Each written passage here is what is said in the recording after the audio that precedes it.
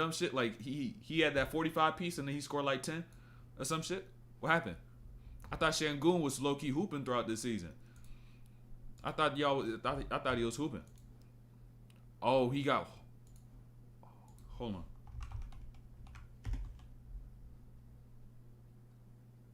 Damn. Oh wait, says. Oh, his knee, or his ankle. His knee or his ankle. He landed bad on his leg. Oh shit. Them Euros, man. Them Euros. Them Euros, man. I'm looking at some shit right now. Them Euros, bro. It's tough. That's tough. Them Euros, though. Them Euros. That shit's tough. We'll see what happens, though. Hopefully, both knee and ankle. Shit. Hey, prayers up to Şengün. Prayers up to Şengün. The thing about it, though, right? Hold on. Y'all got to think about it positively. You got to have some positivity when it comes down to this situation, right? We know. Hold on.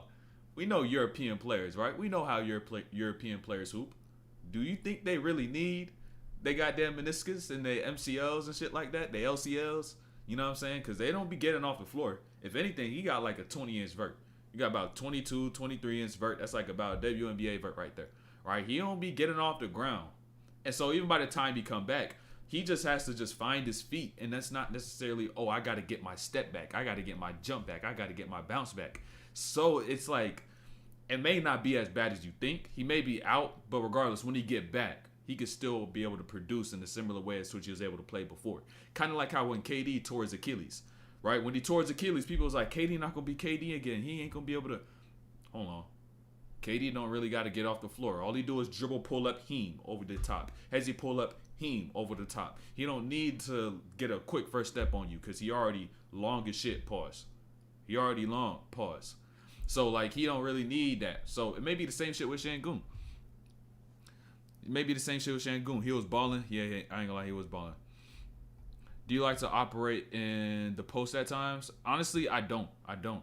It's one of those things where I tried. I don't even think I ever told y'all this. Like, there's a period, like, where, like, my start of my senior year, right? It was like the start of my senior year-ish. And I was like, okay, how could I be able to kind of get some quick scores and like some quick buckets within the flow of our offense, like my high school offense, and like where I'd find myself to be at times. And like I was like, all right, let me try to add in like some like a quick little like post game, just like some fades and shit like that, because I didn't have to face up and dribble, because I couldn't face up and dribble. And so I worked sought like a good amount of time on that, just for me to end up getting to a point where I realized, oh, this is not your game. And so before you know it, boom, I got to the game, and it's just like I never really did it. I could have essentially gotten better at applying the skill in itself, like when in pickup games and little shit like that. But like when I just really look at it, like even from a different perspective now, like from a like a broader or wider, you know what I'm saying, a perspective now, I just realized like that shouldn't have been your priority. You know what I'm saying? It shouldn't have been my priority. And like the things I needed to improve were the things as to which I didn't have the answers to, but things I got the answers to later on. So I guess everything kind of comes in line. It's one of those things you just got to learn the hard way, essentially. Like where you think it may go one way and you think it may be right, but in reality it's not. And all that experience is to help you cultivate an understanding what you need to be able to do versus what you shouldn't even do. Like what's a waste of time versus what isn't a waste of time. Yo, what's good? Hey, Kwesi, your fucking Discord is hacked. I don't know what the fuck is going on. I timed you out for a week. I don't even know what that's. I'm pretty sure that shit is hacked. So I knew you were sending shit in the Discord. So I don't know what the fuck is going on. So you may have to make a new Discord. I ain't gonna lie. You have to make a new Discord. Yo, what's good, Love and Hoops? But yeah, overall, I don't like at this point. I don't even operate in the post at all. I don't even really use the mid range much. Like if I find myself just kind of stuck off a drive, then I'll use the mid-range. But like I even realized like dribble pull-ups aren't even my thing. I'm gonna be honest, like it just don't feel right. Like it just don't feel right, bro. I can't, you know what I'm saying? Like I don't know if it's I need to do it more, but at the same time it's like I don't feel this. Like I don't feel this from just a hoop, that hoop spiritual perspective. Like my inner hoop and chi, you know what I'm saying? My hoop energy, it just don't feel this move right here, like at all. You know, it's like I could have done something so much better than taking this dribble pull up right here, you know? And I've done it so many times. Whatchamacallit, in terms of reps, I've got so many reps up, but it just don't feel right. What's good, Jeremiah? Are you going to post a stream because I'm going to be hooping in 30 minutes? Yeah, it's going to get posted. It's going to get posted. It's going to get posted. Let me get to the Discord questions, so hopefully we can be able to get some questions in before, or get some of the breakdown in before some of y'all may got a slider or whatnot.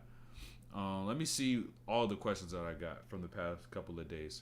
Let me just double check. By the way, the Discord link is right there pinned in the chat. So if y'all want to send a question, make sure that y'all go ahead and send it either in the chat right here, where you just do it right here, right now, or I could be able to see it throughout time and at any point in time if you send it in the Discord. So let me see. Let me make sure I got all the questions. Got everything up. Go back to the 8th. What day is it? The 11th? All right. Sorry, Vid. Do you think players like Tatum play soft like KD, Paul George, T-Mac, Brandon Ingram, etc.? Look, the thing with Jayson Tatum, I don't want to kind of categorize him in the same spaces as like KD, Paul George, T-Mac, and BI, because Tatum's thing was a little different, where he has this huge size advantage, but he doesn't constantly go after it time and time again. I would need to see Paul George in a more what's the word for it? In a more like high competitive setting to see, okay, is he actually going to go and take advantage of this smaller wing defender? And then if he decides to say no and goes face up, then it's the same thing for Paul George. KD, on the other hand, like KD doesn't need to back down post up because he's gonna shoot over the top of you and do so at 60% in the mid range, like especially if you're smaller, right? So he doesn't need to like just play bully ball. You know what I'm saying? And I'm not saying Tatum needs to play bully ball. I think some people also got that confused. I'm not saying he needs to play bully ball. I'm just saying you use your size and take higher quality looks that are closer to the rim. Use your fades, use your jabs, triple threat, that stuff. That's all I'm saying. And so, by the way, I'm not no Tatum hater. I'm not no Boston hater. If anything, Tatum's probably in my top 7 NBA players ish. And then even if we're talking about BI has a good back to the basket game where he can just shoot over the top of you, similar to KD, you know, and he's gonna do so at a high clip. BI averages only like 21, 22, but it's straight twos on your dome. Like it's straight twos. He take like 1 or 2 threes a game. Even though he could hit them, he just plays the mid range game. It's like almost like DeMar. You know what I'm saying? So BI plays, yeah, BI does get a little gritty with it. Like I said, he does have a good back to the basket game. So yeah, I'm also gonna talk about, I was also gonna say Jaylen Brown is low-key become one of my more favorite players to watch because he's actually making those adjustments. I love to see players improve. Yo, Pat, my ASU season about to start soon. First practice on the 15th. This is my first time playing organized basketball other than church league, like with the actual team instead of play pick up. Lock in. You also, what you got to do right now is just, you got to look at things objectively. I'm pretty sure that's the word for it. Is objectively without opinion. Let me just double check. I'll be flipping up those words. Yeah, you got to look at it objectively. You got to look at the position you are on the team objectively, meaning without personal feelings, without personal influence. So just take yourself out of your shoes for a second and really ask yourself, what position are you going to end up being in on the floor? Like, what position can I get? What spot can I get? And work on the things that you need to get and not the things that you want to get. We all want to be a Kyrie, be a Steph, be goddamn Jordan, whoever it might be Ja, but that's just not who we are because we're just different people. And so you just got to really look at your situation and see, what should I work on? What's going to help me get better? And then go and work on those things. So I'm trying to study Kobe and Jordan because I'm trying to learn more about the triple threat. I don't know if I should watch full games or highlights, or which games do I even watch. So I would say what I did in these situations, right? When I was like, all right, let me learn this one skill, I would go back.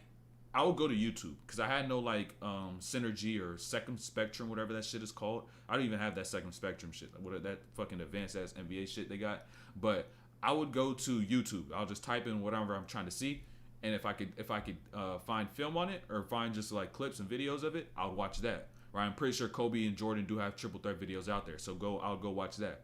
And then I would also end up, if I want to see full game film and kind of just see the course of a game, the back and forth of a game, what I'll then do is look at teams and look at how Kobe or Jordan would be matched up against a certain team, who's guarding them, and then that will really determine how much they'll end up getting into the triple threat or end up getting into the post. But usually, regardless, they're gonna get into the triple threat like every single game. And so ultimately, like, you just got to be able to decipher those certain times and those certain matchups to see, okay, he's going to be in a triple threat oftentimes this game, he's going to be doing this that game, and like, just kind of simmer between those things. And so I'll say though, first go and watch what they did in the actual game and look at what they look at, and don't just look at them, because a lot of people get that shit messed up. If you want to replicate the thing that somebody does, you don't just look at them. You got to look at what they look at to understand how they think, and now you could think how they think, and you could do as they do. You know what I'm saying? That's a whole little circle, but you got to understand what they see. So now you have the same eyes and the same mind. I don't know what happened on Discord. Can you explain to me? Bro, I don't know what the fuck is... Bro, they're sending like NSFW links in the Discord, bro. I had to time you out for a week. I may have to ban it, but I don't know if you want to go ahead and try to get control of that shit. But I think the authentic natural growth of your channel is a good sign. It is indeed a good sign. And it's not even just the channel in itself. The way I've been living in terms of mindset, in terms of principles of the universe, you know what I'm saying? Of just the law, the nature and everything is just... Everything's kind of getting in line. So it's just about consistency and discipline, which I've been doing for so long at this point. It's just second nature to me. You know what I'm saying? I just got to continue to be me. The one thing I would tell y'all though, right? When all this essential growth occurs and then improvement occurs, what has allowed me to kind of even feel like a good little breakthrough, the two principles as to which I began to live by more and more each day is positivity and abundance. Because a lot of times the word humble and the word balanced could be a negative to you, right? And let me explain. Because what humble does, it takes you away from being essentially on that high wave and feeling how things are really good, and then brings you back down because you're now in fear of the negative shit that can transpire, right? Of the bad shit that can happen, and say, okay, you're not that good. You know what I'm saying? You're not like that. Oh, you're not this. You know what I'm saying? That's what being humble essentially does. And that's why people want other people to be humble, because they're insecure of themselves. And so a lot of people say, oh, you got to be humble. There's an extent as to what you got to, right? Being even and understanding that there's more room to go. That what I see as humble, but just ultimately bring yourself completely down. That's really going to hold you back, because it's not going to allow you to be at that plus you always need to be. And it's going to bring a balance, meaning when you're at a balance, when you're even, you're literally you're one step away from positive and one step away from negative, right? And so if you put yourself at this field at any point in time, at that point, it's 50-50. You could just go flip a coin, and then whatever side it lands on, positive and negative, heads or tails, will determine how you're going to now perceive things. And negativity is only going to bring regression, and positivity is only going to bring progression. And so now if you want to be able to progress, be able to improve, be able to grow, you now must remain positive at all times. You must see any loss, any failure as an opportunity for you to get better and for you to be able to grow.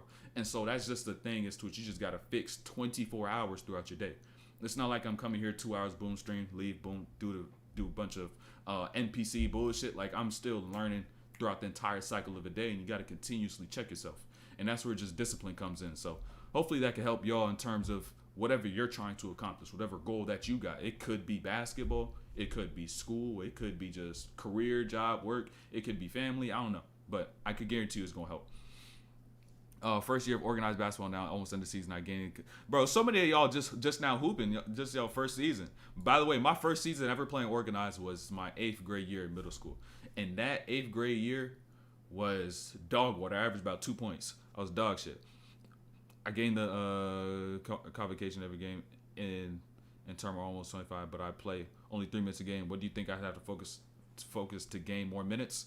Focus on what you need to do to get on the floor. Really think about what your coach always what he always has y'all practice, what he always preaches, and then go and work on those things. So if it's about defense, it's about being in rotation, it's about communicating. If he really values good shooters, boom, improve your shot. If your team has a gap, if your team needs a place to be filled, a hole to be filled, see what that is and see how you can contribute to that. So now he can put you into a lineup. Ultimately, it's about doing what your coach needs so you can be able to put you on the floor. It really all it is, one, and then two, you got to also understand that you got to kind of separate yourself, meaning that I can't necessarily always try to do exactly what the coach says, but understanding who you are as a player. Because once you do who you are, like once you just do the things that's what you're good at, your strengths, coach usually find a spot on the floor for you because that's your gravity, you know? And then at that point, it's just about outdoing, you know what I'm saying? Being able to beat your teammates in practice and be able to show that, oh, I'm better than him. I deserve minutes, you know what I'm saying? How good I'm playing, how much I'm improving. At that point, it comes down to that. So, bro, was the dude from my class that was sending that link from another server. I don't know how that. Bro, you better get Buddy in check. You better tell him to log out of your shit, bro, because I knew you was sending stuff. Like, I was actually messaging. That's the only reason you wasn't banned, because I knew you was sending messages in the Discord. So, yeah. But let's get back to whatchamacallit. Let's get to Discord. Let's get to Discord. I look, you got quite a few people did send a jump shot. And let me drink some water while we at that as well.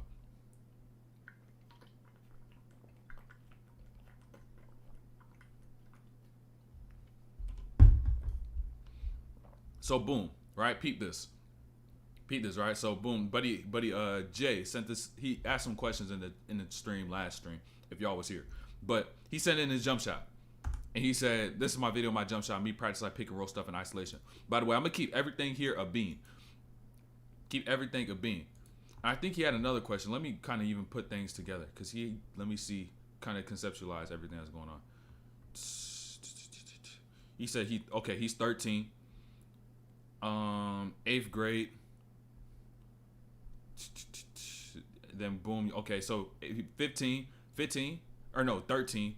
Don't play too many. He don't play much.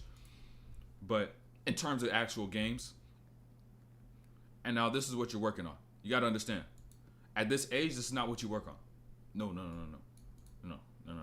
Just straight off eye test, right? Look, what is this? 20 minutes into the stream. All right, straight off eye test. You need to learn movement, and you also need to learn just you need to get used to basketball, just doing the basics, the fundamentals, right? Because I don't even want to get so far into this video. I may just let this play out. But trying to think, I'm gonna get off a pick and roll, and somebody's chasing me from behind, and then boom, I'm stepping in, shot. First things first, the shot not even there. You need to work on the jumper in itself, and then you need to work on the handle in itself, and then you got to bring the jumper and the handle together, right? So a lot of people try to skip steps. You see them doing, you see that dribble. You got to understand game speed, right? How does this shit really look like game speed? Because I know a lot of hoopers just go into the gym and do shit like this. I want y'all to understand. This is a dead dribble, by the way. This is a dead dribble. If you're going to dead dribble in the game, I just want y'all to watch a Bradley Beal. Watch, that's even a Luka to an extent. Like, you go into a dead dribble with speed, with force. If you can't really get into that shit with good force, like you're actually sprinting, wipe that shit out. You got other things that you must work on if you want to even be able to have that move in your bag. First things first. So I'm just going to look at each one of these looks as to what you recorded in a workout. All right, now that point, it's all faulted. You can't, at this point, you're just doing too much. If you're trying to simulate a game, you're not going to dribble that much, 1, and 2, the handle's too weak to be able to dribble that much. You got to understand, like little things like this, dribbling and kind of trying to imagine all these little things. In high school, middle school, whatever it is, you're not going to have this much time to do anything. You're not. And so that's why when y'all get into a game, it's like, oh, how come this shit not working? How come I can't do this? I can't do that. Well, it's because you're not working for this and that, because you work on taking 15 dribbles. But in reality, the second you put the ball down 2 times, you panic because the environment of the game, you get rushed. And 2, because you're not even supposed to do that in the game. So at that point in time, you just really look at your practice in the game, and it's 2 completely different games. 2 completely different things. So, boom. That crossover not going to work. I'm telling you, you just need to work on the individuals, the fundamentals. When I say fundamentals, you need to work on a basic, say, between your legs, basic crossover. And even the movement demands off eye tests. You just gotta get in the gym at a point in time and live in the gym and get used to it. Because it's not all the way there. Let me see what y'all saying right quick. You gotta work on this form. Like I said, the form is fundamentals. Form is fundamentals. It's a part of that. So like even when it comes down to dribbling, like you just gotta start stationary. It may not be directly as it is in the game doing stationary drills, but when you gotta get a handle, you got to eliminate the movement, because the movement is another layer. It's another variable that's going to make dribbling tougher. And so you just got to get used to the dribble, right? You get used to just doing crosses. Get used to doing a tween, right? Then get used to doing it behind the back, stationary. And then you begin to take steps. You begin to learn how to synchronize your steps and your dribbles. Same thing with the form. Because you said that you'll say some details on my clips. Oh yeah, cause here you streams. I gotta go, and I gotta go to school at 5:30 a.m.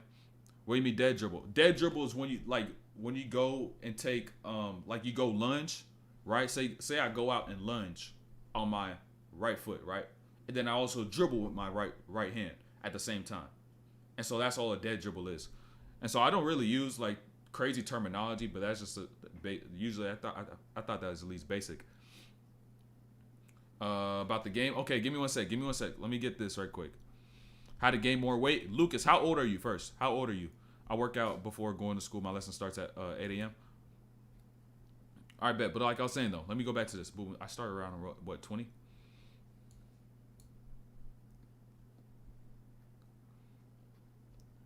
And even if you're trying to work on the game, like, this is not no game speed, gang. This is not no game speed. It's not no game speed. You know what I'm saying? Like, a lot of this stuff, you just got to literally take all of it, condense it, simplify it down, and just work on your form. Not even dribbling off of it. Then you got to work on, fuck everything else. Work on shooting off the catch. Work on shooting off the catch. That's it. Work off shooting off the catch. That's it. Just go work on shooting off the catch. You don't got to work on nothing else. Work on your form shot. Don't try to go to the 3-point line. Work on shooting off the catch. Because I guarantee you, if you can hit catch and shoot shots, you will have a spot on the floor. And since, like I said before, your movement in terms of coordination and all that little stuff is already like, it's behind. And so if you could find a way as to which you could get on the floor and just simply be able to provide some sort of gravity, you can now, in that time, while you're on the floor, be able to, off the floor, make up for that lack of movement within the handle, within your body. And so you even probably may have to just get in more shape as well, because it's just like you don't have control of your movements like that. You don't got control. So you just got to really just hoop a lot. Hoop a lot. But most importantly, when you do your individual work on one thing. Don't work on everything. Work on one thing. Oh, okay, 17. 17. So at 17, I'm going to tell you this, right? At 17, you're gonna force your body to be putting on weight that you may not necessarily need. And so you're probably thinking, all right, I may need like a 5 to 10 pounds before I go to college. But this is where it all becomes faulted. Hey, appreciate that follow, Green Scouting. But look, I thought the same way when I was in high school. When I was about senior year, I was like, yo, I'm about to go to college. I need to put on some weight. But I ended up realizing, like, my body, one, doesn't want to put on that weight, because you may fuck around still be growing, right? You may fuck around still be growing. And so if your body needs that weight, it needs it. But if it doesn't, if it's not really trying to add that extra weight, it's not going to. So you don't want to force that, because if you try to force yourself to add on weight, it's going to be bad weight, because it's going to be weight that's not going to translate in terms of basketball and movement. You know what I'm saying? That functional strength training. And so when it comes down to trying to add weight at 17, being at that age, you may only hold yourself back, because you may now be a little slower. You may now not jump as high. First steps are going to be a little behind. And so don't try to force that on yourself. Just gain little bits of strength, little bits of weight over the course of time, instead of trying to gain, say, 5 to 10 in 6 months. You got to look at the journey of like a Steph. You got to look at, say, Jayson Tatum, and see how they got into the league, and then where they are right now, and see how fast did they put on weight. Curry put on about 10 pounds over like 6 years. You know what I'm saying? And so as he was able to go along, his skills were still sharp and continuously got better. And he just added little muscle to the exact spots that he needed it. And so the most important thing that I say you should do is probably just functionally strength train, so that you could be able to put muscle on the right spots. And then as your body does say, oh, I need more size, I need more weight, I could take on more muscle right now. Because as you get older, you're naturally going to gain more weight. And it's going to be natural weight. And so it's going to be even better for you. That's probably the best thing you can do. Just do that little bit of strength training. Eat sharp on your diet, and you should be good. On Jalen Williams or maybe below Koulibaly. Yo, Koulibaly don't be doing nothing, though. Nice new logo. Congratulations. Hey, you know what I'm saying? It's the same thing, but just a little different, like a little different background. You know what I'm saying? Had to switch it up a little bit. Switch it up a little bit. But let me keep going, though. Let me try to get through all this. I'm not going to try to take stupid long. All right, let me see this. Okay. Kwesi, let me see. I'm going to go to this video. hopefully you knew what I said when I was saying what I was saying in the Discord about I'm just go here full screen with it. When I was saying like go watch Clay and watch his reloads, like he gets his shit off way quicker. And so you're trying to do a reload in this scenario, right? Yeah. You're trying to do a reload off of say a pump fake in the corner because you're not gonna lift and get into a shot. Like you're not gonna do no lift footwork from the corner. You got no space. And so I just want to make sure you weren't working on no ISO. And so when it comes down to this though, right? I'm gonna try to get this slowed down as much as I can. So say you're going to your left side, right? And you want to shuffle. You take that step right here. Look, I'm gonna count your steps. I'm gonna count your steps for you. I can't really pause it, but look, left step, right step. That's 2, 3, 4. It should take you about 2 steps, right? That footwork right there should take you 2 steps and not 4 steps, because all it could really be, right? Or all it really should be is a left step right here, hop right there. You should hop right there and then, and that's the amount of time it takes for you to take 2 steps. And you're already getting up into your shot instead of taking 4 steps, because you're doing these little stutter steps in between. You know what I'm saying? Like that left, right, left, right. You know what I'm saying? You took that lateral step right here. Left, right, left, right. You don't need all those steps. It's just a left hop. That's about the time it takes to take 2 steps. And so now instead of using 4, you're doing 2. Getting off much quicker. And there may be somebody rotating, which is why it's so important. And that flow is also vital as well. So going to your right side, the same concept going to your right side. I just said that on the right side, you did it a little better. Meaning, boom, right there, you got into that hop. On that hop, you got into on the right side. But I would say even try to stay a little bit lower as well. Try not to raise up right there. Like, look at your frame. I wish I could point it out while I'm holding the score wheel, but I can't. Let me see if I could. Okay, right here. Let me see if I could just do this, because Discord be weird. But look, peep this. You're low right here, right? You're low right here. Now you raise up, and then you're dropping back down low again. Stay at the same level. Stay at the same level. Stay at the same level. The same level you are right here. Don't rise up out of it when you get into that hop. Just bring the feet together, then go up. Then go up, straight off of it. And so let me know if that kind of makes sense, though. Left, you need to hop on that, like I said. You could also, I'm gonna throw this out there, but I'm not saying you should do it.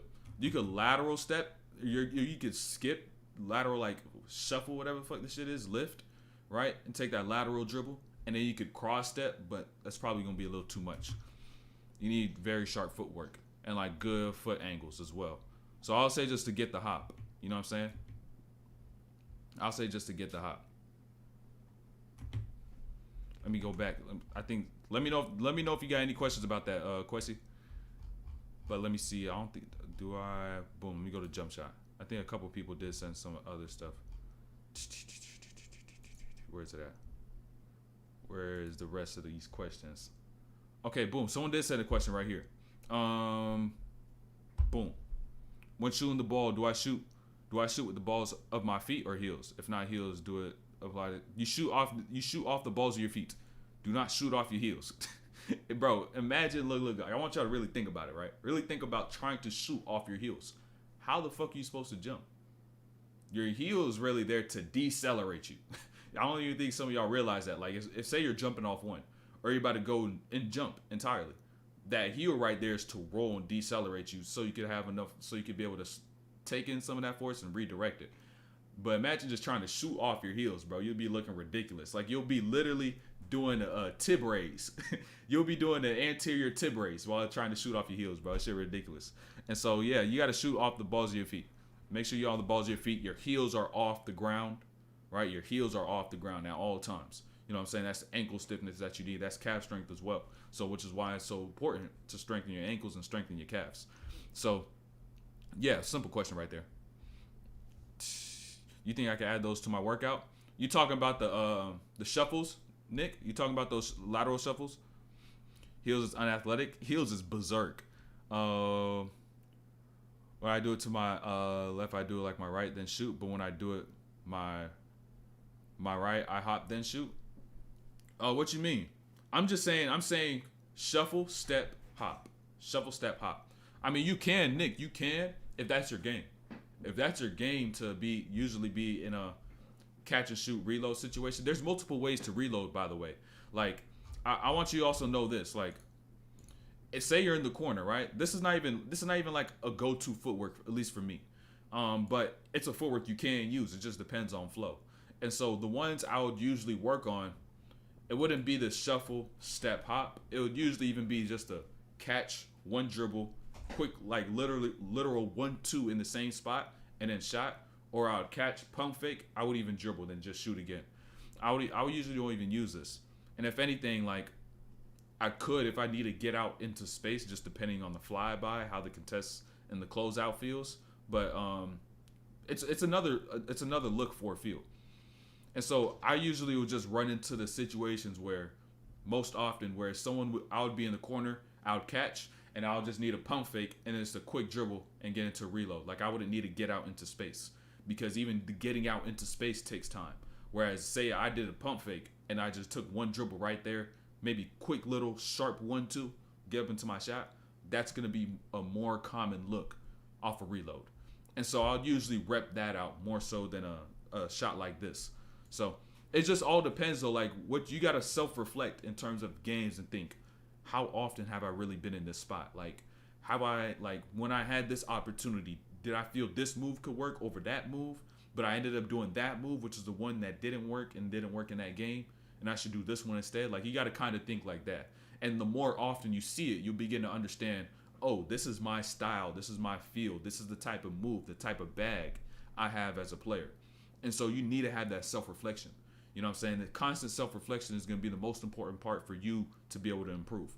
Because I can answer a bunch of questions, but if you don't take the shit that you've done and all the things that you know you've done because you live your own life and self-reflect on that, you're going to miss out on about 99%, really, like maybe 95, 97%, 98% of your actual growth. And so you need to self-reflect. I think you should start posting shorts again because they get a lot of views, which bring in new subs. You see, the thing is, I could post shorts, and I haven't done it in a minute, but I don't want my channel to be a YouTube Shorts channel. I don't know, like, I really want to focus on gaining subscribers from videos and having like a really good balance of being able to get shorts views and then also being able to get video views, which is why I stopped posting shorts. But ultimately, like, I still post them on Instagram, on TikTok. But I'll just have to like really catch up and just start posting all the shit I done posted before. I could, but like, I really wanted my YouTube to be more so long form content, and I already know Instagram and TikTok be going off. And so I may start doing it once again because I'm figuring out the video stuff. The reason why I didn't do it, or I stopped doing this, because I really want to focus on videos. So yeah, Questi, you know what I'm saying when it comes down to this though? Like I said, like look at Clay, look at Steph, look at those shooters, and just look at the footworks they use in situations that you want to improve in. What does DOR stand for? Discipline or regret. You choose. It's a mindset. It's a mindset you got to live with. Everything that you do, discipline or regret. So it all boils down to the same shit. Usually getting the same cycle every day. Discipline or regret. Doing what you need to do to get to where you want to go, or just deciding to please yourself for the moment and doing the things you want to do. You know what I'm saying? When I'm in the corner, I'm actually wide open because I'm tall here. So the opponents thinks that I can't shoot. So, I mean, do you even need to work on the reload? Maybe you could just work on just a pause triple threat shot. You know what I'm saying? Where you stare him down, get into that shot. I had a clip on Kyrie where he caught and he kind of just stared down for a second and then get into the shot. It's almost like you enter the triple threat, but as soon as you make the read for that gap, you go up into your shot. So I would say watch Kobe. Kobe probably got a good bit of that stuff where he would catch, just get into that triple threat, and within like the first second or two, he would recognize that gap and then pull it over the top. And so I'll say that's something you can even go look for and watch from Kobe. They don't even raise a hand, so that's why, like I said, catch, stare down, see the gap, shot. You know what I'm saying? If you want to work on the sidestep, look at Dame. I don't even know if you mean like necessarily like legit sidestep, like off the dribble sidestep. Y'all even got to realize only about 10-15% of hoopers are gonna do a Dame sidestep in the game. Y'all realize that? Y'all realize that about 10 to 15% of hoopers meaning two players on the team will shoot a Dame sidestep type of shot in the game, like a James Harden step back in the game. But yet everybody works on it. It just don't make sense. Like it really doesn't make sense. Like like why are you even working on this shit, bro? It's just not for you. It's not what you should be working on. But let me get these other videos done. Let me get these other videos in. Boom. I think so. I think he has sent a. Oh, I already responded to his question. That's the thing. So, buddy, right here, I think he said he's like a junior. He says he's in the he wants to play varsity. He hasn't really played organized, and so I'm about to just keep it a bean. So that move I worked on, I don't even need. You don't need it just for now. Probably don't need it. Probably don't need it. Like you said, you already know the type of looks, the type of ways defenses guard you. Right? They see that you're taller, and so since they see that you're taller, they're not even gonna go and contest for a flyby. Like, how often are you gonna get a pump fake flyby if you say they don't even raise the hand? And so now that's what I'm talking about. You got to be efficient and understand and self-reflect on the type of looks you get in the game. Like, you got to think about, oh, how did they guard me here? How did they guard me there? And then work on those things so then you could turn those weaknesses into strengths.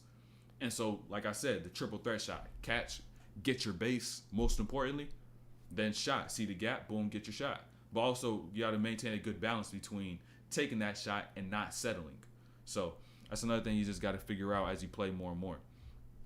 Do you think there's an ideal dunking form to dunk on people? I'm really athletic, but sometimes I get the ball stolen when I'm trying to jump on someone. Are you talking 1 foot or 2 feet? 1 foot or 2 feet? In the meanwhile, let me talk about buddy right here. He said you're like a junior, but just based off movement. You're already behind years, gang. You're already behind years, gang. You're behind years. And so, of course, like this is the thing. Even when it comes down to basketball as a whole, like you begin to cling on to sports at a point of real development and growth in terms of just being like in your latter stages of your teenage years. But you never really develop the proper motor necessities that you need to be able to play basketball. You know what I'm saying? So like you're a late starter, but you're now trying to go against competition who now decide to go in who now end up playing and I've been playing for 10 years, 15 years. And so now you're behind 10 years of work. You know what I'm saying? But at this point in time, even though, like I said, you are behind in terms of movement, in terms of skill, you know what I'm saying? Like just overall, you got to use basketball since it is something as to which you are motivated to do as a life lesson, right? I would want to see who you are right now, see the level as to which you are in basketball right now, your skill level, and just want to improve in that and follow concepts. Like I said this in the Discord message, like live by concepts, like discipline, so that you can learn what it takes to be able to get better at a certain skill, because that's now going to stem to different areas of life. If you just simply look at basketball as a way to teach you life, because if you really begin to think about it, life in itself is a game. Basketball is a game within life in itself. Basketball is not always just life. There's more to it. And so if you show yourself what it takes to get better at something that you're just not good at, that's going to go a long way just in life as a whole. And so don't even think about, oh, I want to get D1, I want to go D1, D2. Think about all this other stuff. Stop comparing and just get better every single day. And have the discipline, have the consistency to be able to do so. I do both, but I want to know about 1 foot. I haven't really tried to dunk on anyone off one. And if you said you keep getting stripped, if it's 1 foot, I would say go underhand. Like try to go underhand on your pickups. That's something that helped me a lot. Like I started going underhand on my pickups off one, because I just started getting my 1 foot bounce back again, and that shit low-key going dummy. That should be dumb fun. But I started going underhand, and so like instead of having two hands right here where you swinging, because like what's probably going on with you is that when you go off one, you're probably getting it here, swinging it to this hip, and then going up, and then when you swing it to this hip, that's the same side you just beat your defender, and they just strip it, right? And so now what you just got to do is prevent it from going all the way to this side where you already beat a defender going back that's on this side. And so if you go underhand, all it would be at sometimes is you'll dribble here underhand, you'll tap in the middle, and then you'll go up. And so they'll probably get rid of them stripping you while you go up into your 1 foot approach. So just getting rid of that cross swing at times is gonna stop you from getting stripped every single time you go up. But yeah, going back to what I was saying here though, in terms of everything overall, this is something as to which like in terms of development, like in terms of just eye test, in terms of skill, jump shot, handle, coordination, you're probably like middle school level at this point in time. You know what I'm saying? Maybe even earlier. You know, and so it's gonna take a lot of time. If you want to get better at it, you're gonna have to just simply just play basketball all day, and trying to even go D1, D2 just off of like this. Don't even think about it. Just get better. Just get better. So, and also don't try to do shit that's complex. Just hoop. Sometimes just hoop. Like I said, you're behind in motor necessities. What you need to be able to move, just coordination, all those little things. So you just need to play basketball. That really be the best medicine at times, just playing basketball, playing a lot of basketball. So you get used to what it takes to move like it's basketball. So dribble a basketball everywhere. Same thing. You got to catch up in those reps. People is dribbling everywhere with a basketball when they was 8, 10, 12 or so. You may just have to do that shit right now while you're 16, 17. You know, so that's how you got to make up for the years as to which you're behind and how late you're starting. Let me even respond. Boom. At it was like 38 ish. Give me 1 sec. We need to get to this breakdown too. Buddy else sent another video. What is the go-to workout to jump higher for 2-foot dunking? Just doing regular 2-foot jumping. Just doing regular 2-foot jumping. I'm gonna keep it a bean. I ain't gonna lie. But hold on, what do you say about this? Video's a couple months old, but the technique is still kind of the same. Been trying to correct that art. Pause on that. No cap. Pause on that. But keep it pushing. I think he just sent some shit in the Discord though. He sent a question in the Discord. You got a little alligator arm. Hold on, let me see. You got a little alligator arm. All right, so first and foremost, you said you need to fix your arc. You're cutting your shot off by finishing like this. You're finishing like oh, he a lefty, so he finishing like this. Upon release, like the ball is way gone out your hands. You finishing like this, right? And so with that short arm, you're not unlocking your arm. You're not fully extending your arm to use all the power that you have within it, right? And so that's probably just a neurological thing to where you're too scared to put more power onto the ball, and you've got accustomed to flicking the ball out almost just like this, right? And so what you got to do at this point is, let me even make my camera a little bigger. Boom. What you got to do at this point is unlock the arm, 1, and then 2, don't just unlock it and leave it here.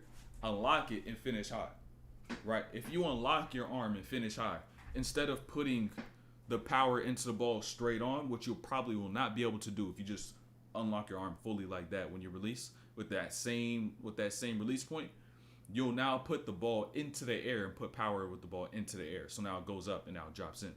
And now mathematically, geometrically, you have a higher chance of the ball going into the rim because it's a circle, and now you must arc it down into the rim. And so you got to unlock the arm and finish high, gooseneck, hand in the cookie jar, whatever you want to call it. That's all you got to do. All you got to do. I promise it's going to fix everything. It's going to feel weird as shit at first because your body's grown accustomed to having that alligator arm, you know what I'm saying, having that short arm. But once you do fix it, let it go up, follow through up, lock it high, and keep it locked. Don't pull it back or anything like that. Elbow buff eyebrow, you can do that as well. Can you do Rob Dillingham film? I've done it. I've watched Rob Dillingham film twice. If he does go off in the tournament, it's gonna be a third time. Just know that. I'm in tune though. You know what I'm saying? I was looking through some stuff. I was considering doing some college stuff today, but I really wanted to watch KD. I ain't gonna lie. I just had a game on Saturday and I was a starter, had 0 points. I don't know why I feel like I didn't get the ball. I mean, it don't feel like you didn't get the ball. Did you get the ball or did you not get the ball? And if you did not get the ball, why don't you think you didn't get the ball? Ask yourself why. Instead of saying, "Oh, I didn't get the ball," ask yourself, "Why did I not get the ball? Why don't my teammates have enough trust in me to pass me the ball?" Because I can guarantee you, right? I can guarantee you, If your teammates trusted you in your abilities to do whatever it is on the court that you think you can do, they'll pass you the ball. But if they don't pass you the ball, that means they don't trust you. Whether you don't have the capacity to do so, or you just simply haven't shown them through past positive reflection. Like to where they think back to the times where you hooped with them and they're like, oh yeah, I remember he was getting buckets this day, and this day. Or he'd be in all the workouts with us and I know he'd be killing, he'd be cooking, he'd be doing his thing. So when we get in the game, I could trust them. You know what I'm saying? They may not be fully consciously thinking that, but that's something that just kind of balances between that conscious and subconscious, where if we don't even see you hoop, and the times we do hoop, you're not really doing much. Why would I even pass you the ball in the game if you don't got no game? At least that's what they think. And so now you got to build the trust with your teammates if you want to actually get the ball in a game. If you don't, you just continue to not get the ball. And so whether you just got to work harder, improve your skill to show them that you can do something, or you already have the capacity and you're too scared to actually go about and go do it, you either got to just go get yourself in the goddamn gym and stop complaining, stop procrastinating, stop being lazy. Or two, you just got to grow up, get some balls, get some courage, and then just go and do your thing and have trust in what you're able to do. But that even shows that you may not work hard enough if you don't have confidence, because confidence comes from the reps that you put in. Confidence comes from the work that you put in. Confidence is ultimately just past positive reflection, reflecting on your past to bring confidence in the present. It's all it is. It's the key. But if you don't put the work in, if you don't really don't have the reps in the gym to even show yourself, how you gonna be able to show your teammates? Can't even trust yourself. How your teammate gonna trust you? It don't make no sense. UVH. I'm a peep. Let me know, hey, if there's any games in terms of like college that are really good coming up, let me know like what teams, what games it is that I should peep. And I'll take a look and I will determine, okay, do I really feel like watching that? Because I got to be excited. I got to be really anticipating to watch a breakdown for me to give y'all the best breakdown possible, you know. Before every workout, I do form shots close to the rim, trying to improve the form. But after a couple shots, I end up shooting like that again. It means you got to form shoot more. You got to form shoot more. You like I told y'all aren't comfortable with boredom. You got to, instead of doing that shit 100 times, you probably have to do it 25,000 times. Y'all don't do shit enough for it to become muscle memory. Y'all underestimate how much it takes for you to now change your subconscious movement, right? Your muscle memory. Y'all underestimate that. Y'all think it's gonna take me 500 reps, 1,000 reps, only 1,000 to correct something I've been doing for thousands of days. I've been doing this shit my whole life. I've been doing this shit for years. And you think it's gonna take 1 week for me to correct a habit that I've been doing for years? People say it takes 90 days to break a habit, right? It takes 90 days to break a habit. And that's just daily stuff. Like that's a daily habit. So like say drinking or some shit like that. It may take 90 days of not drinking at all. So if we're talking, say, muscle memory, subconscious movement, in terms of basketball, it takes not just those 90 days, but thousands of reps within each of those 90 days. So now the 90 days add up, and so now I've done 90,000 instead of doing what, 1,000. You know what I'm saying? Doing 2,000. That's a tiny number. People do that shit in one day, and you like, you know what I'm saying? Like you got to do more than that if you want to be able to break a habit. So, how can I get more rebounds? I'm tall, but I can't get rebounds or grab rebounds. Rebounds come down to senses of being able to understand where the ball is going to go. And so, like, it's about your ability to see, all right, where's the ball going to bounce off from? Where's it going to hit? Boom. Where am I going to be able to find it? But the best thing you could probably do is just box out if you're already a big. Box out wherever it goes. If you're between your man's on your backside, and then boom, you got the rim right there, you box him out, you'll have a much better chance of being able to get the rebound. But a lot of it does boil down to, like, just having that sense of where the ball's going. Like, listen to Dennis Rodman talk about rebounding. He's like, oh, I see Mike take this shot. I see the ball's going here. It's going to hit off this part of the rim. And so the ball's going to go there. Boom, chase that down. He grabbed it. Like, that's how deep it got for, like, a Dennis Rodman. But that's something as to which you just gain in time through experience and just seeing shit. You know what I'm saying? So, like, oh, the ball is about to hit there. I could time that. Boom, it's going to hit that part of the rim. Boom, there, grab it. Boom. All right, hit back rim. That means it's going to go back to where it was. So, instead of trying to box out, I'm going to break the box out, and I'm going to go to the other side of the rim. Boom, got it. You know what I'm saying? Or boom, it's a little too far, but I know it's going to hit the rim, so it's going to be on the backside of the rim. So now the person that boxed out behind me, they maybe have a good chance of getting that, so I got to jump back and grab it. So, like, little things like that. When I grab the rebound, the defense strips the ball. Keep the ball high. All it is, keep the ball high. Keep the ball high, David. Keep it high. Catch the rebound, get it here, keep it high. Yeah, 2 clips. Yeah, I got you. Nikola runs this league. Grab it stronger. No, you don't got to grab it stronger. Keep the ball high because if you're a big player, you bring the ball down. You're bringing the ball to where the defenders are. You're bringing the ball to where the defenders are. So it's only going to mess you up. Boy, we need to get into this breakdown. But hold on, let me repeat this. Play my last game of the year. Pretty bad loss, 69-100. Damn. 17-6-3. We had 17. Okay, but it was a bad night offensively. I could have finished on 30 pretty easily, but I was blowing easy shots. It was a timing thing where I just couldn't fully find my shooting offensively, which has been a reoccurring theme. Consistency. That's an important thing right there. It'd be hard. A lot of people don't even know how to train for consistency, but consistency got to get trained in the mind. Got to get trained in the mind. Defensively, we did well as a team, but I do feel like I let my team down, especially because I was playing the one. Struggled to create both for myself and my team. That's a tough thing about being a one. You got to take on all the responsibility. But like I said, even when it comes down to consistency, are you consistent in your life? You know, SGA. hold on. SGA. He said in his post-game interview, one of the reporters asked SGA, "How are you so consistent?" SGA said, "Because my life is consistent." And that y'all got to understand, consistency is not just, I need to get the reps up, I need to do that, I need to do this. It's about all your habits that lie within a day-to-day basis. How well are you going to be able to partake in the necessary action that allow you to produce the best result possible? And so now mentally, you're keeping yourself at a point as to which is always going to get you grounded day in and day out. But if all your habits, your routines, your schedules are just all fluctuating and it's just all over the place, you don't even know what you're going to do tomorrow, like that shit's going to hold you back because you just don't have no structure to be able to rely upon, to be able to lean on when shit does get tough, when shit does get rough. And so when it comes down to being consistent, you got to train your mind, not even just in the habits of going to hoop, but in terms of your habits on a day-to-day basis, so your mind stays in the right spot so you could be able to go and play at your highest level, not just one time, not just twice, but consistently. So his whole life consistent. Exactly, bro. It's everything he do. I'm telling you, it's more than just being on the court and getting the reps up that lies within being consistent. It's the routine, it's the recovery, it's all what he's eating, it's what he's doing in family. It's like everything, bro. All this shit is so super important.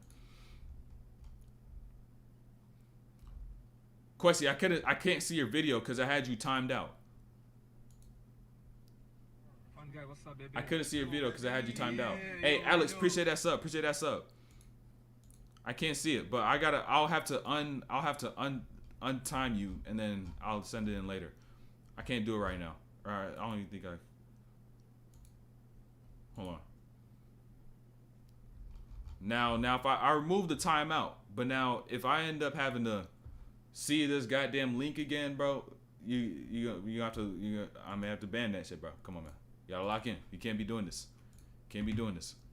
The film is getting pulled up right now as we speak, so without further ado, we about to get to it. Let me see right here. Boom. Let's get to boom. Right there, we about to get to this breakdown. What he's saying. Bro, it was some fucking weird ass dude who got his account has sent some NSFW links in the Discord, bro. And I'm like, bro, what the fuck is going on? Because I was just chatting with him yesterday. Was it yesterday? Yesterday or Saturday? In the Discord, he was asking questions. I was like, bro, I'm not going to ban him. Because I know he'd be active. I know he asking questions, so it's like I can't just get him going. I know some shit going on. But whoever got your fucking account, you better take that account from him. Change the password, log out of all users, everything. Do all that. Do all that stuff, bro. All right? Lock in. But let me get this posted on Instagram right quick.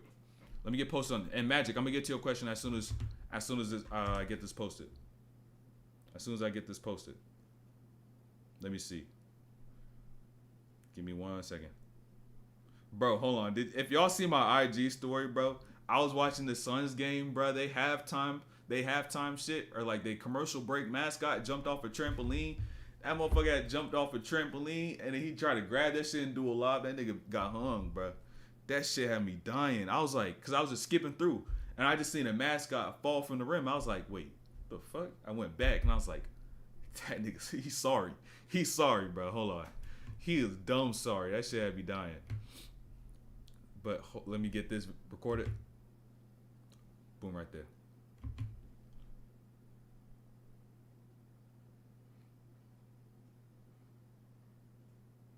Boom, boom. Give me 1 second. Get this posted right quick. Then we locked in. There we go. There we go. There we go.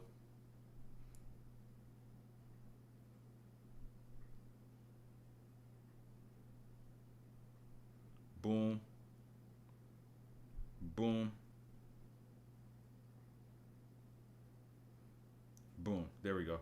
All right, so also let me just drop it in the Discord. Breakdown starting now.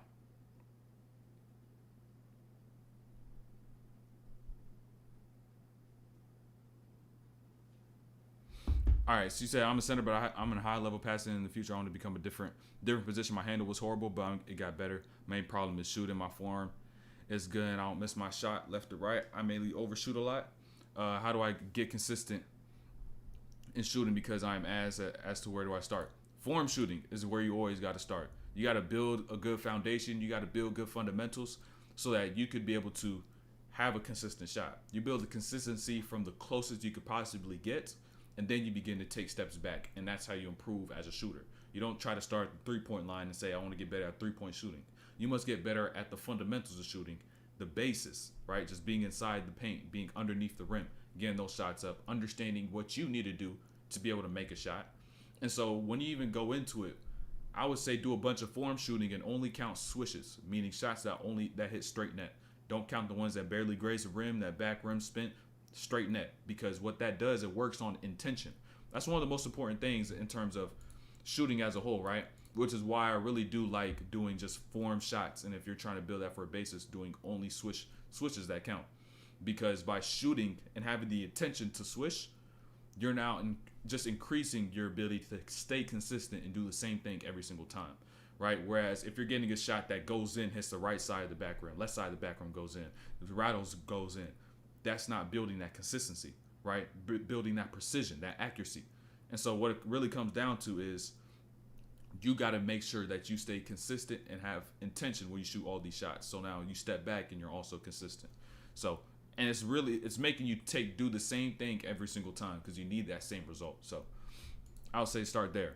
And also your handle probably could do more improvement, because if you see my Instagram story, I was talking about how the reason people can't dribble against pressure is because they can't subconsciously dribble. That was something I was just sitting down and someone asked a question in Discord. I was like, oh shit, that's why. There's too much shit going on for you to be a conscious dribbler in a game. You can't do all the shit that you do in a ball handling workout. You're training different parts of your brain in itself. And so like that's one reason a lot of people can't. But when I went through an injury and I can't shoot now, how can I fix it? Go back to the fundamentals, like I just said, man. Hey, when in doubt, bro, I kid y'all not, bro. When in doubt, return to your roots. When in doubt, go to the fundamentals. Go to where it started. Go to how it was built. Go to how it must be built or rebuilt when shit does collapse. You know what I'm saying? That's the most important thing that you could do when anything goes left. You know what I'm saying? When you're inconsistent, return to the roots, return to the fundamentals. Best thing you can do. Shooting, dribbling, finishing, anything. Just return to your roots. You got to find a way to get yourself back grounded so then you can get consistent. So, like I said when I was talking about the shade thing a second ago, he says consistent in his life. My whole life is consistent. So, same concept applies, man. Go back to those roots, go back to the fundamentals so you can make sure you stay consistent. But let's get to this breakdown, though.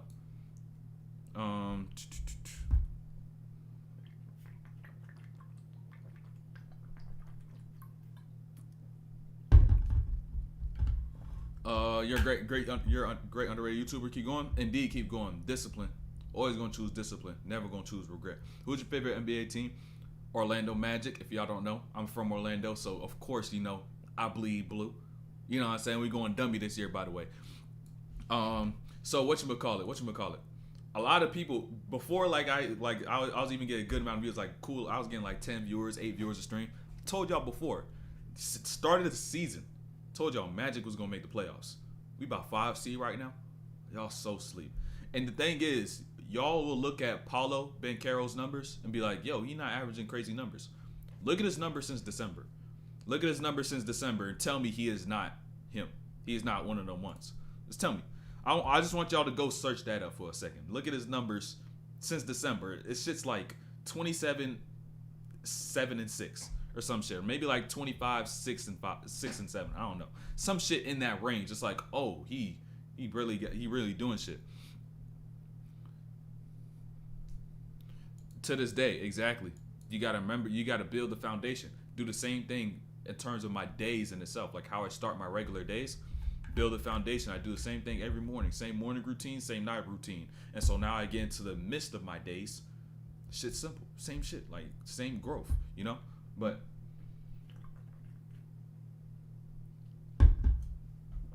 let's get started, though. Let's get started. So this is mainly going to be a lot of KD, little bit of Tatum. Good little bit of Tatum, little bit of Beal, a little bit of Jaylen Brown. This is just scoring, isolation. Not isolation, but efficient scoring, strategic scoring, smart scoring. I have a vague plan: start close and get my get left hand finishing and floaters, and build to the mid range and expand to the three. You don't need left hand floaters. Don't work on left hand floaters. You're gonna waste your time. If you just improve your left handed lay, it's gonna make learning left handed floats 10 times easier, because it all boils down to your ability to control this hand. That's all it takes. And so floaters are more difficult, and you need a better touch than lays. So you got to work your way up the ladder. You know what I'm saying? Like, even if start writing with your left hand, and that's going to improve your ability to use your left hand when playing basketball, because you're learning how to control the muscles in your hand. So I'll say do that as well. And so let's get to it, though. Let's get to it. I got cool like 8 minutes damn near of clips, 7:45. So you're about to be in for a cool maybe hour, maybe 45 minutes. Olympic Games, which team will be a problem to the USA team? No team will really be a problem. I'm gonna keep it a beam. No team will be a problem. They put in together a squad, bro. The Avengers is a cell blend, bro. And I'm not talking the modern Avengers. I'm talking the OG Avengers. I'm talking Iron Man, Captain America, Hulk. Like, I'm talking those events, like OG, the real. You know what I'm saying? Like that type of Avengers. You know, it's GGs. It's just GGs, bro. It's GGs. It's GGs. It's not. Keep it a beat, bro. Keep it a beat. Like Spain, Serbia, Canada. Come on, bro. Love for seeing. Gotta go sleep. All right, I'll catch you though. I'll catch you, Magic. But look, let's go. Let's talk about KD. Let's talk about KD isolations, cooking up, scoring, efficiency, all that good stuff. So understand this. So in KD's sense, it really is a good thing that he gets guarded by good defenders oftentimes, because this is what's gonna happen. Right? It's just going to be him against this one person. And we all know KD, nobody can stop him one-on-one. They're not going to load up because they trust that on-ball defender. And now little details like this. Watch this, right? Notice the space that they have right now. And watch KD's left foot right here. Watch his left foot. Drops back. Jaylen Brown drops back. And now, boom, he gets into that shot. Because all that did right there and then is from here, force Jaylen Brown now to contest with that right hand and cross contest, instead of being able to contest with that left hand with that left foot up. Easier look over the top for KD down the middle. Boom, get the game going. And I'll talk about the only thing I want to say about the Suns as a team as a whole. Only thing I want to say about this is that when you look at the guys Phoenix has on a roster, you got Nurkic in the post. Look at the shooters that they got. This is the only thing that's leaving some bit of hope for Phoenix, for the Phoenix Suns, whether you're a fan or not, because they have threats all around the floor. And so now it's like, okay, Holiday's guarding Nurkic. Holiday's is a good defender, but Nurkic is just way bigger than him. So of course he's going to get to where he wants. And where are you going to send a double? Because you got Bradley Beal, KD, Grayson Allen, and Royce O'Neal, who, if he's open, that's a 40% three-point shot. Grayson Allen, he's shooting like 50%. Which is crazy, with no three-point contest invite. That's insane robbery right there. How do you shoot about 50% from three on a year and get no three-point contest invite? And he's shooting a high volume, making like 3-4 threes a game. He had games with 9 threes, 8 threes, 7. Like, bro, he'd been knocking them down. No three-point contest? Unless he declined it, I don't know. But that's crazy if he got no invite. It's crazy.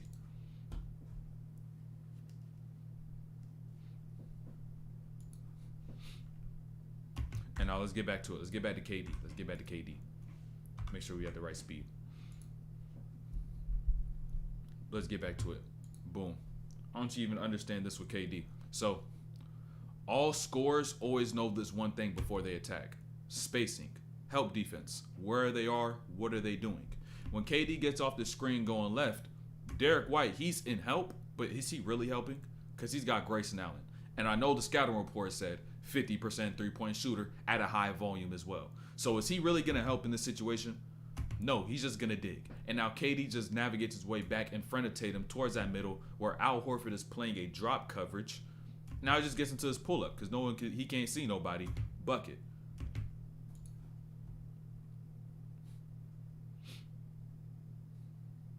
And here as well, another thing about spacing. This is where having your best player, your next best player, your best scorer, best shooter, right next to you really does benefit. Because at this point in time, right, KD's got Beal one pass away. By being one pass away, got in front of Tatum already, somebody's got to help, right? Somebody helps over. That leaves his next best scorer, even best shooter, wide open. And so it just makes things a little easier. It makes the defense second guess, are they going to help or are they not? And so that's something that y'all could even do playing the games. Put your best shooter one pass away, your best scorer one pass away. So now you get past that first level of defense. And it's going to make things a little easier if you want to get by to the rim. Oh, love the new profile pic. Appreciate it. Got a new little theme going on. You know what I'm saying? Same logo, just a little different. You know what I'm saying? But I want y'all to even peep this. Look. Y'all understand when this was KD's mid-range game, right? This would allows KD's mid-range game just to be so efficient. Watch his feet, right? He catches. Look at where his feet are pointed to and look where he's going to end up getting to. Exactly where his feet pointed when he got the catch. So now he's getting straight to his spot. No wasted motion, no wasted movement. Pull up, I don't see anybody, don't matter. Except for Derek Whitehead may have been shining a little bit with the glistening light, but it's still a bucket. Don't matter.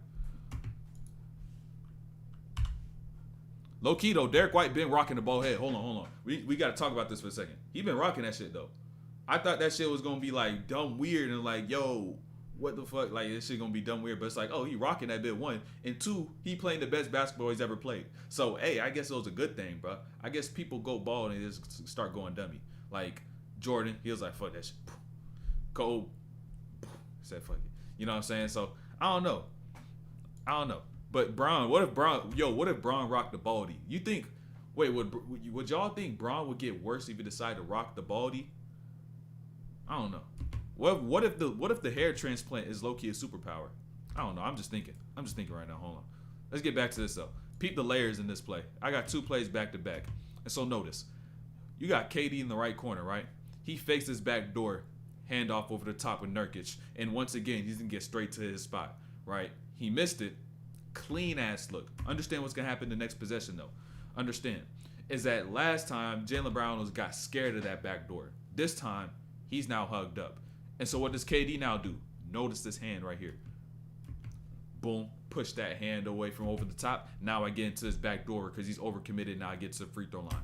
Playing the game in layers. Not being a robot and seeing, oh, I did this last time, I'm going to do it again. Seeing the opportunity that's available for the present play. So now you make the best of what you got. Being balled is a superpower? Hey, man, fuck around. Braun may as well rock the baldy, bro. I kid you not. Braun may as well rock the baldy. And even about the Celtics right quick too, right? I just made a video about the Celtics, but I want you to say this about Jaylen Brown. It's a new thought. When they get into the playoffs and Jaylen Brown is this aggressive, if he's this aggressive, they're going to need those calls right there. They're going to need those, right? Jaylen Brown is going to be the person for the Celtics to where he could get them into the bonus. And now it's going to make everything easier for everybody because it's less aggressive defense because they don't want everybody shooting free throws. And so now Jaylen Brown has really been intense, you know what I'm saying, been aggressive and even talking a lot, getting some tees because he's not getting those calls. But they're really going to need him when time comes to playoffs. And mind you, that is a weak-ass tech. That's a weak-ass tech. I don't know why the fuck they calling that shit a tech. You know what I'm saying? Like, bro, come on, man. Nobody, like, referees got to understand, bro. Referees got to understand. If somebody chirping to you, I don't care what they said. Fans did not come here to see you do this and get your feelings hurt, bro. You're lame, bro. We don't want to see that, bro. We don't care about you, bro. We just came to watch them hoop. If you're there or not there, We still paying the same price. They still paying the same price whether players on the floor got to call their own fouls or not. You know what I'm saying? Nobody came to see him do that shit, bro. They get their feelings hurt. They too sensitive. They just like the goddamn Gen Z, bro. It's Gen Z referees. Bro, y'all don't even understand, bro. I just realized Jaylen Brown got hit, bro. And look at this shit right here. I don't care what he said, but that ref got offended. This is a Gen Z referee. That's a Gen Z referee, bro. They all sensitive and shit, mad at what players are saying, but they in the course of competition. They heated. They argue. Like they're trying to win. This is their jobs. This is their life. Game they love. Of course they gonna say some shit that's out of emotion. But being the person that gotta look at it from the outside as a referee, not in the midst of the competition, you gotta be empathetic for that. But they're not. Motherfuckers be sensitive. You're like, oh, he called me a bitch. Come on, bro. Oh yeah, Jayson Tatum right quick. Let's talk about Jayson Tatum. Let me slow this down. I got some gems right here. Let me slow this down, right? So, if you want to be a scorer, you got to see like a scorer. Now, put yourself in the eyes of Jayson Tatum right now, right? You got Grayson Allen and Saben Lee now both loaded up in help, right? So now if he wants to get to the rim and score, he's got no lanes. And now we begin to look at KD, right? And if I want to be able to score, I got to get some space to get a shot off. And now what KD is now doing is that his positioning is leading Jayson Tatum to his left side. So what is Jayson Tatum going to do? He's going to utilize that. But this is where this other concept comes in, is that once you lead him that way, this is where attacking the top foot is important. Because now KD opens up, boom, he has to step and beat him down, and Tatum's getting into space for a shot while KD's still moving back. Strategic attacks, right? You even got to understand. I want you to see the play even in full rhythm in itself. That's just detail from a point of he just scanned the floor. He did not think that in that amount of time. Let me make that clear. This is things that as to which he already understands when he sees certain things, and he just goes and does it. So just understand, just seeing, all right, boom, you loaded up. I got no lanes to drive. You know what I'm saying? No lanes to drive. I got to find a way to get a shot if I want to score. Boom, got KD mixed up. Tough bucket right there by Jayson Tatum. If he hitting jump shots, good luck. If he hitting jumpers, good luck. If he not, it's a different story. But even understand here too, right? Jayson Tatum and KD in the last minute of this first started kind of trading buckets a little bit. A little bit of trade-off. So Tatum underneath the screen, boom, goes over the screen. KD goes to the baseline. All he needs is space. All he needs is space. He don't need nothing else. He just needs space. Then he just gets up and shoots over anybody. Don't matter. And now Tatum comes back though, right? Tatum comes back, and I got to slow this down, right? I got to slow this down, right? If you do this right here on defense, you will get cooked. Watch KD. Look, KD moving as a defender, he's off both of his feet at this point in time. And so also notice what Jayson Tatum is doing. As he is off the ground, Tatum is now sprinting and going into his drive. So now what is KD going to do?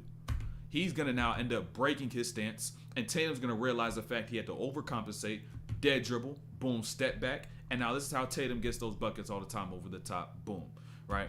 Those times you move as a defender, you get off your feet, you get off both feet, you don't move in steps, you're vulnerable, right? You're vulnerable. Tatum probably did not necessarily time that exactly intentionally, but it happened, and it got him out of position.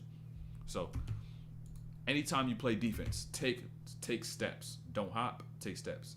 At times you may find yourself maybe being a little too twitchy where you are hopping. You know what I'm saying? That happens sometimes. You see defenders do it all the time.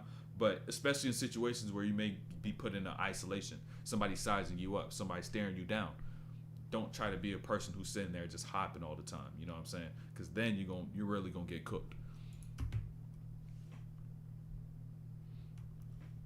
And right here, like I said, those trading buckets a little bit, right? Those trading buckets. So now KD going back on this side, right? He gets doubled, throws it down here to Saben Lee, and I ain't gonna lie, sometimes you just shouldn't pass some stuff. Sometimes. Just shouldn't pass some stuff sometimes, no cap. Say, fuck it, I'm going to just go ISO, bro. Like, he ISO'd me, I'm going to ISO him. Fuck it. But the good thing is, though, he passed to Saben Lee, but now Jayson Tatum got Saben Lee. You know what Jayson Tatum does when he got a little player on him?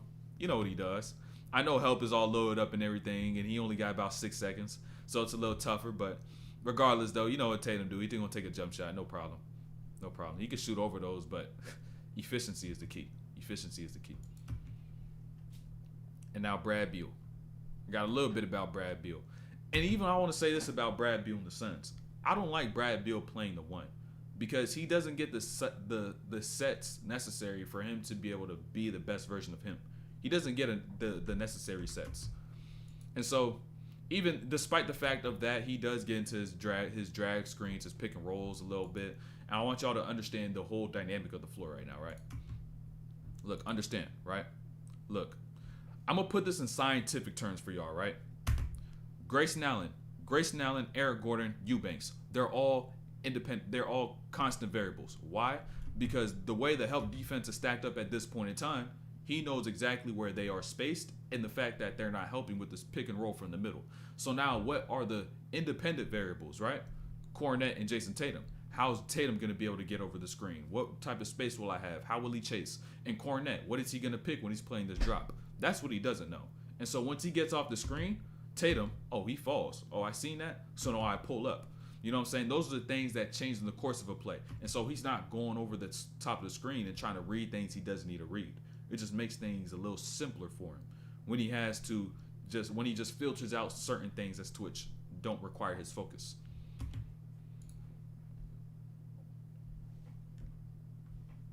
Let me speed. Okay, we got good speed. Boom. But even peep this. Remember how they just ran that the last possession, right? He got this clean look right here from this elbow. Clean look from this elbow. And so next possession down, right?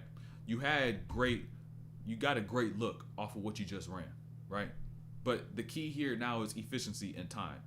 And so Beal ends up bringing the ball across the floor. Look at the time, just milk away on the shot clock. Look at the time, milk away. You held the ball for 10 seconds, not even 10, 12 seconds of the shot clock, just bringing it up to get this screen, right? But now what ends up happening is that since you ran this a second time, you may not have the same exact looks you had before, and it may not be as quick. And so that 12 seconds that he wasted to start the play now come into play right now because you only got about 5 seconds to go up and cook, and he doesn't even go until under 4 damn near. And now it's just like, oh shit, I gotta find something. I just gotta get some shit off. Boom, fade away across the middle, rush that, gets a miss. So you gotta really be efficient with the time on the clock, especially if y'all playing with shot clocks. I think a vast majority of schools and states have shot clocks, even down to high school, but some states don't. But regardless, you gotta prepare for that once you are at that level. Keep shit simple, keep shit efficient.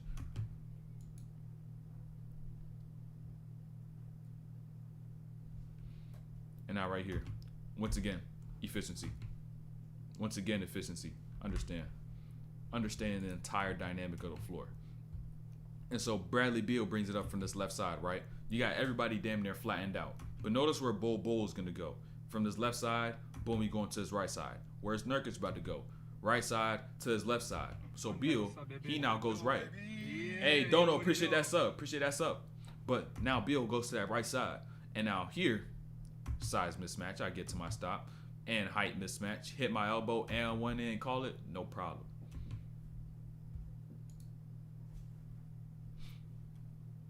KD in the post. I even want y'all to peep this. KD has a habit of every time he gets the ball on this right side, you know what shoulder he's gonna go over. The right shoulder. Every time. But the thing is the little details, right? It's the little details within these plays that allow him to get that room. Because right now, they're body to body. There's no space between them. But watch KD's left foot right here, right? Watch it. He drops that foot back. Look at how much space he's about to create. Hey, 999 Rich, appreciate that sub. Look how much space he's about to create. Look. That's about 3 feet. 2-3 feet of separation. So now with the fade on top of that, good luck contesting that. That's just a bucket, right? Little details matter. Them little details matter.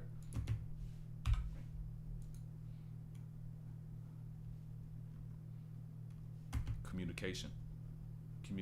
Peep this little communication. Little things like this. You'll see KD do this oftentimes. They be trying to force feed KD. You understand, right? They be trying to force feed KD sometimes. Be like, yo, give us another bucket. But KD is just like, bro, y'all got it, bro. Look, Brad Beal looking for pin downs. KD said, go get your shit, man. Go get your shit off, right? So Brad Beal fairly stationary the whole time, which makes Nurkic's job right here on the screen much easier because Drew Holiday isn't moving. And so now at this point, he gets clipped, already way behind the screen. I now tap into the drop coverage bag where I get into this 3 because he's way behind the screen, not chasing over. Swish, bucket. So And now all y'all, there's some shit y'all need to add. Pete Jaylen Brown. I gotta slow this down. Look, it don't matter what position you play. I don't care how tall you are, right? This is a shot all y'all hoopers could add into your bag now and could get y'all 3 to 6 points a game. Look, Jaylen Brown on the catch, right? Switch. Now just slow down for a second. Recognize the gap that you have. Read the defense. Look down for a second. And then if you got a good enough gap, according to the defender that you got, you now use that momentum from that foot that's not fully underneath your frame yet as momentum to get up into your shot, to take that shot. And I promise you, you'll be able to get that look off maybe once or twice a game. Kid you not, I did that shit about 6-1. Catch. Boom, shot. That shit work. I kid you not, that shit be working. Nurkic has good screens. That's also another reason why Nurkic, two reasons. The screens, like you just said, and then even before, like we were talking about the start of the stream, or the start of the breakdown. What it do, baby? Hey, Frank Boy 10, appreciate that sub. Appreciate that sub. But what we're talking about the start of the breakdown, getting to the post, if DeAndre Ayton was there, you would be pouting this shit. Nurkic is just gonna do his job. Nurkic is gonna do his job. So even understand this. Another thing about spacing, because spacing is the most important aspect of scoring, right? Being an actual scorer. And so as a scorer, as any guard, one thing you could understand that will get you way more points is how do teams guard the corners, right? How do teams guard strong side corners? That's the one most important things you can learn. And so if you're any guard, you're any scorer, if you understand how teams guard strong side corners, you can get way more buckets. Because notice right here, KD gets left, Jaylen Brown, is he really helping or not? Dig, he gets back. That's bullshit. That's principle that a coach has now implanted into the team, into their habits. So now, when you go left, you don't got to really worry about someone standing there and actually taking a charge. They're just going to dig and get out if they're a disciplined defender. And so now you could just have lanes to the rim to get lays. If you think that it's not there, it may really actually be there.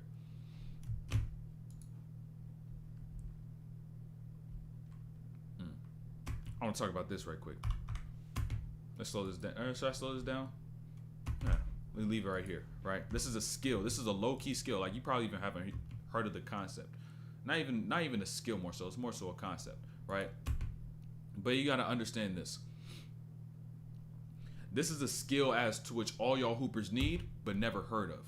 Being comfortable and being composed in chaos, right? So KD gets over the screen near half court, gets left, ball gets stripped. This is where y'all panic. But KD, what does he do? Get another screen so we could go back and get the switch and watch what he looks at. Looks up at the clock, sees how much time he got, and this is where he just remains composed. And now he can understand, what can I do with this ISO on Al Horford? And so let's just watch KD cook, right? Boom, he got this on the top of the key. Hold on, let me go back a little bit. Boom, tween, cross, pull up, hit on the arm, bucket. Tough buckets. He just stayed composed, played at his pace. As soon as he got that switch, composure and chaos.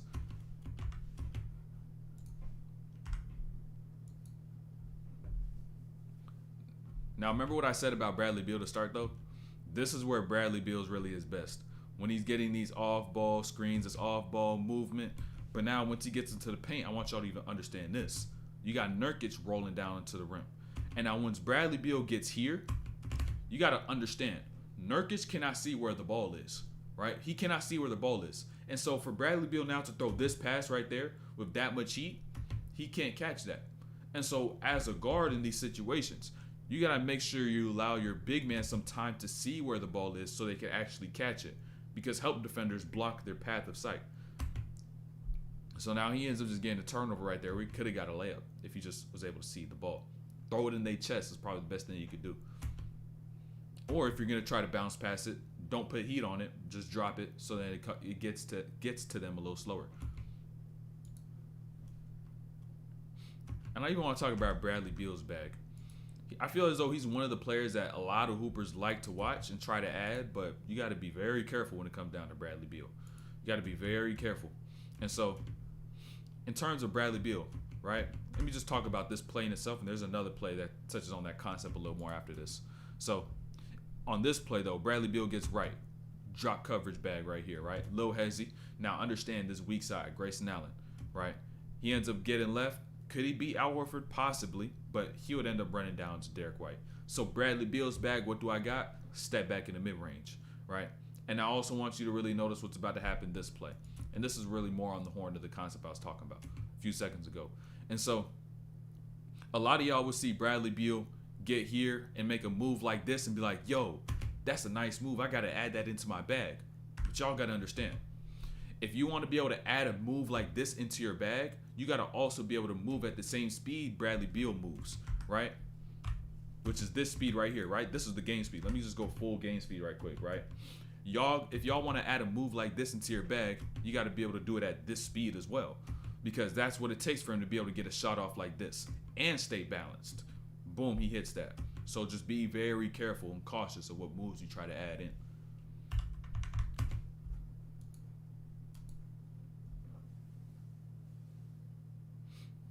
What's your definition of bag? It's just the moves that you use to be able to get your buckets.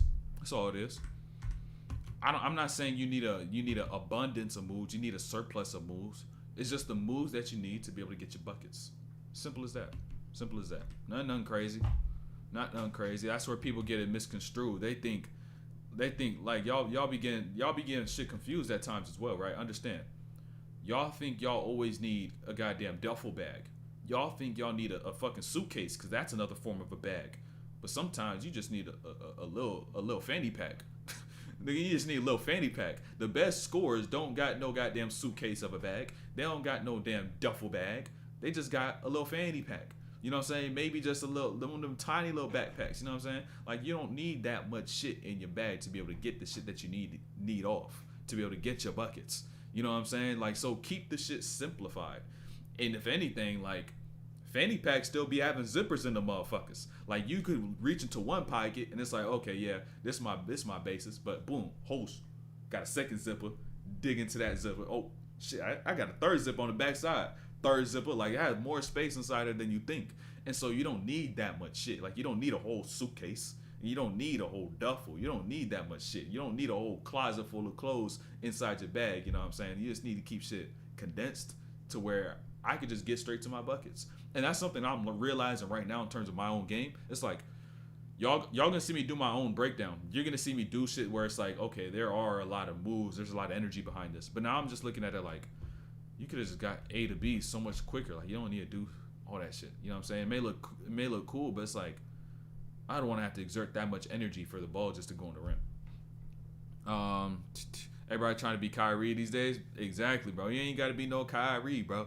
You got to be no Kyrie. I even felt, I ain't gonna lie, I felt victim to the same thing. Like, I felt victim to the same thing to an extent. I should have just learned, like, it's a part of the process, though, to where, like, I learned how to move, and it just got fun to move, so I just always moved, and I just ended up doing too much, but now it's like, nah, bro, just keep this shit simple, bro. Like, now I'm beginning to watch more Allen Iverson, because it's just like, he gets straight to shit, one, and two, it's not like the game even back then, like, the bags that they had were absurd or anything like that. It was just all simplified. You know what I'm saying? There are no layers to it. How do I be more aggressive? You do exactly the opposite of what you're doing before. You're not getting the ball if every time you get the ball, you don't look at the rim. Begin looking at the rim, seeing opportunity to score. You know what I'm saying? It's just it really is super simple. When you say I'm not aggressive, I'm not trying to score, I'm not trying to do what I'm good at. Just start doing it instead of not doing it. Keep it that simple. Do it instead of not doing it. That's simple. Yeah, the thing is, the reason, even this, hold on. The reason y'all think Kyrie bag is crazy deep and he be getting tough buckets all the time is because y'all will just watch straight highlights. Y'all just be watching straight highlights to where it's showing his highlights. Not the mid lights, right? The mid lights are the ones that are about 80% of the time, 85% of the time, to where he's just using his jab, boom, shot. Maybe his little triple threat, his little slow rip through jab shit he be doing. If you really watch Kyrie, you know exactly what I'm talking about, right? Or he may just pick and roll, get off, throw it over, get a lay. Like, it'd be the basic shit. Catch and shoot. Luka, boom, got a double. Or one dribble pull up, post up, fade. Like, little shit. Like, you know what I'm saying? Like, it'd be the basic shit. The mid lights, right? It'd be the mid lights. That shit like 85%. The highlights, that shit is like a good 10%. You know, and then the 5%, that shit may be some low lights. It may be some low lights. You know what I'm saying? But for a person like Kyrie, it'd probably be like 2%. Like he don't really be having like crazy like low lights. It's like a Jordan Poole type shit. No, not Jordan Poole. He been going off while he been on the bench. Jordan Poole breakdown coming soon. I ain't gonna lie. He averaging what? 25 off the bench. Y'all been quiet. Y'all been quiet. I ain't gonna lie. He been 25 in the last like 6-7 games off the bench per. I done seen about 330 pieces or so. He been going off. So I saw all I'm gonna say. Y'all been a little quiet. Yeah, a lot of people been saying a lot of shit when he was doing terrible, but when he doing good, nobody want to say a damn thing. Kind of crazy. Yo, what's good? What's good, Jacob? Triple threat, yeah. Kyrie triple threat.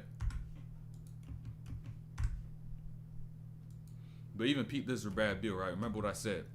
You got to understand where you're gonna attack and who's in the area you want to get to. And so now Bradley Beal's getting right, and who's on his right side? Kevin Durant, Jaylen Brown on him. So if Brad Beal wants to go and drive right, is Jaylen Brown actually going to help? No, he's not going to help. He's just going to fake theirs. Boom. Now he has a whole lane going right. See who's next to you before you go and drive. And that'll tell you, are they actually going to help? And now you can actually try and get through that gap. You got the best player on your team, best scorer on your team on your right side or your left side. You want to go get left or right, whatever side they're on, they probably not going to help. Simple as that. Y'all got to think like that as well. And now right here, Jaylen Brown. I want to connect these two plays. One concept and two plays. So, tips for smaller guys in the paint, especially when it's crowded. Get the ball the fuck out. Don't try to shoot it. You probably didn't try to lay that motherfucker up while you crowded by some 6-footers and shit. You got blocked, missed the shit, panic, some. Get the ball out if you're crowded. If you have a natural ability to navigate through those gaps, you'll just naturally navigate through the gap if you find it. And I would also say don't get in the gap at all.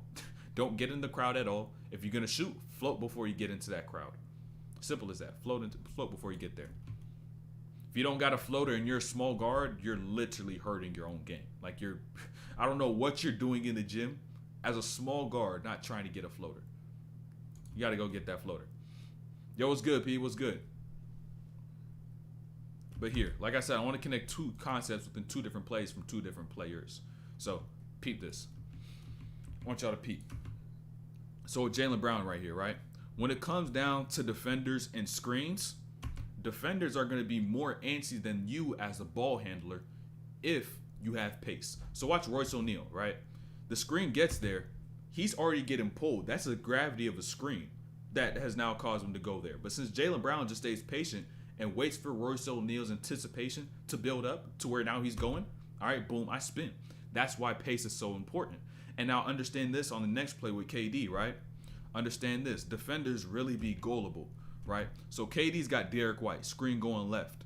And so once he gets here, Horford's supposed to be playing a drop. Royce O'Neal slipped out, so Horford is leaving.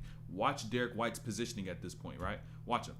He's out of position the whole time, and even while KD stayed in the same spot, he just moved at the same speed, kept the same angle, and now KD has the same angle, and now boom, low man wins, even though he's 7 foot on your dome. Playing smart, playing with pace is something all y'all could add to your game. It's gonna make shit way easier. And you want to say this right quick. Remember this: the one who stays composed is the one who always wins. Stay composed. But you just got to trust yourself to just stay composed, to be there and just be moving slow, in a sense. Just almost waiting. But let's talk about Jayson Tatum right quick. Look, hey, if Jayson Tatum did this shit right here against the Denver Nuggets, they win in that game and they'll probably win the chip. He get this shit against Bradley Beal. Now, I don't know if this is because it's a hometown thing where he's just like, all right, let me bully him. Let me put him in the rim. But this is what Jayson Tatum's got to do. This is what he's got to do. And he's capable of doing so. That's how he's able to just get to his spots. If he just does this shit right here, man, oh man, it's gonna be a tough fucking cover. It's gonna be a tough ass cover. Cornette passed that shit. Hold on, that shit look crazy.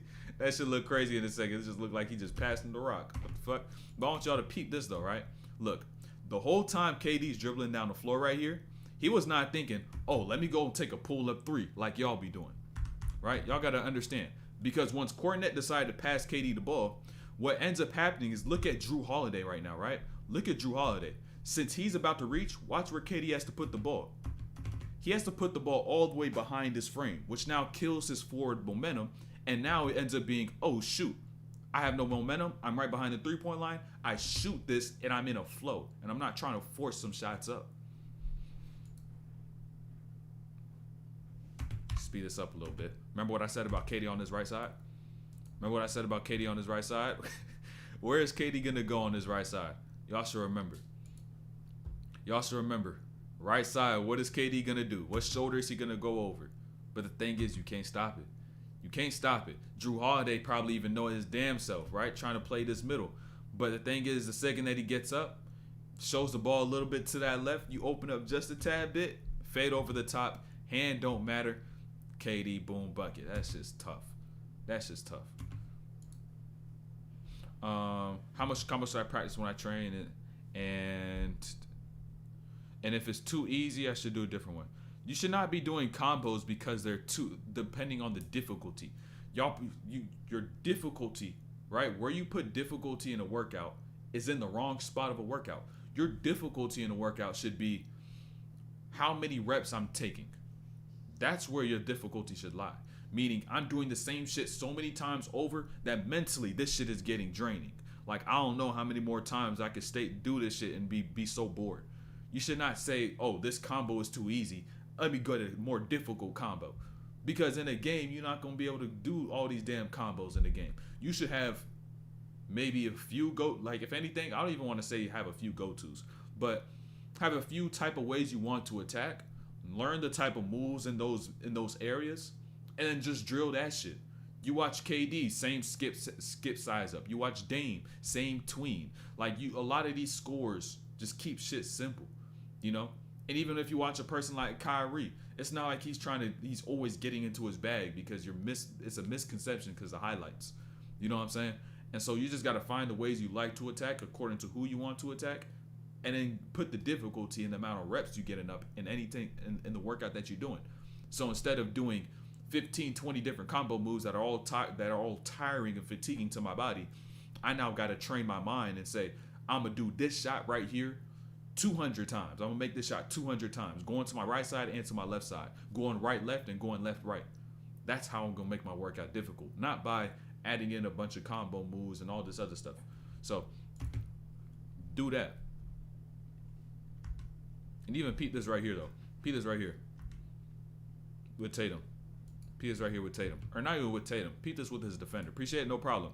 Both of y'all, no problem, by the way. But look, understand, right? You got Hauser about to step up and set the screen. So now think about what Eric Gordon is saying to Roddy, right? Look, screen coming right, screen coming right, screen coming right. But you never want to overcompensate and take this away at the expense of leaving something else even more open. So it's important to stay disciplined in positioning on these at this point in time, where you know a screen may be coming right. So instead of just hopping out my whole frame to that right, I'm going to shift left a little bit, lead him right, so I can get skinny over the top of that screen, you know?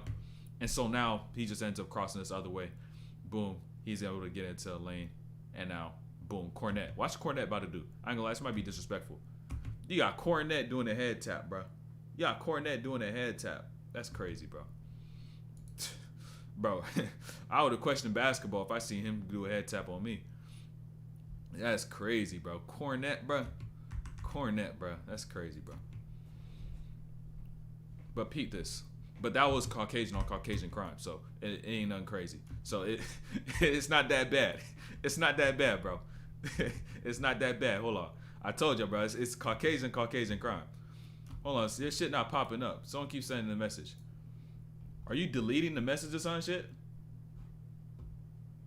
You need to resend that, George. I think you sent like 2 messages. I don't see them in my chat. It's like you sent them and they just disappeared. I don't know what's going on, but try to resend them. And if I could read it in a second, as soon as it pops up, I'll try to read it. It pulled up on my on-screen chat, but not on my side chat. But peep this though, right? Peep this. What was I even gonna say about this clip? I even forgot. But oh yeah, this shit right here. My bad for going back so many times. But peep this right here. And so I was really thinking about it like from a big man's perspective. When you set these screens, right? When do you decide to actually go and then set this screen down here in the paint? Right? When do you decide to actually go and do that? And so I was thinking, I was like, okay, is it when this player decides to stop and he just kind of gets the memo, and then boom, I just get underneath? Maybe it's just like a, all right, no, you can't really communicate on this too quick, and so that's just big man IQ. How to increase movement instead of learn certain moves? Do things require you to move in different ways. So, like, what you call it? I literally just thought about this connection the other day. Joel Embiid, right? Wait. Joel Embiid was like, what, 17, 16 when he first picked up a basketball? And now you see him doing all these moves and all these combos and shit. It's like, yo, his bag is crazy. But what did Joel Embiid do before 16? Do y'all even think about that? That's going to bring contextualization, context. That's going to bring context to what he's doing now. Because what he did is play soccer. He played a completely different sport that required footwork and movement demands that were different from that of basketball. So now once he got into basketball, this shit got simple. This shit got easy. Y'all realize that, right? It's not that he just started playing basketball. He got the footwork by just doing the basketball footwork. He has the system. His whole body is capable. He has the coordination, the proprioception to be able to do all these moves.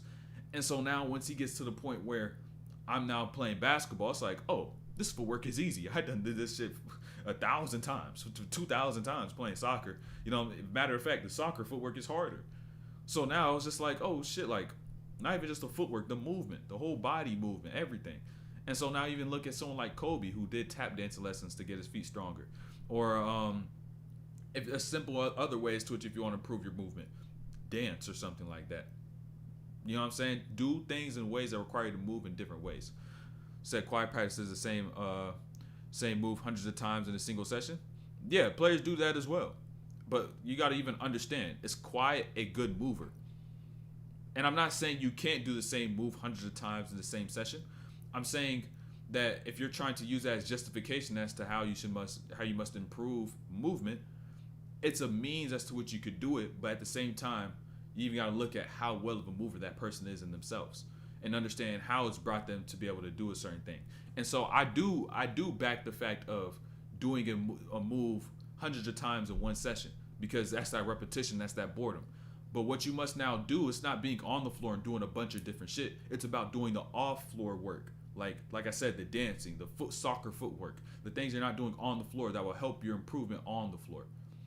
You know what I'm saying? So like, go ahead and do hundreds of reps. I like that. Boredom, repetition brings consistency, improves actual skill.